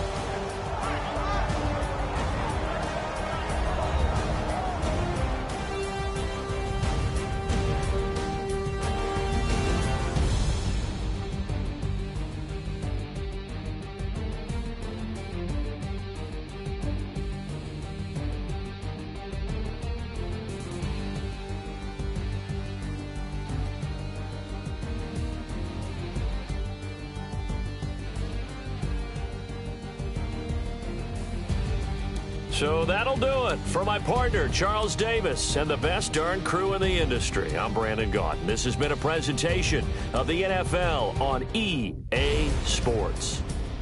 With that, we say so long from Cleveland.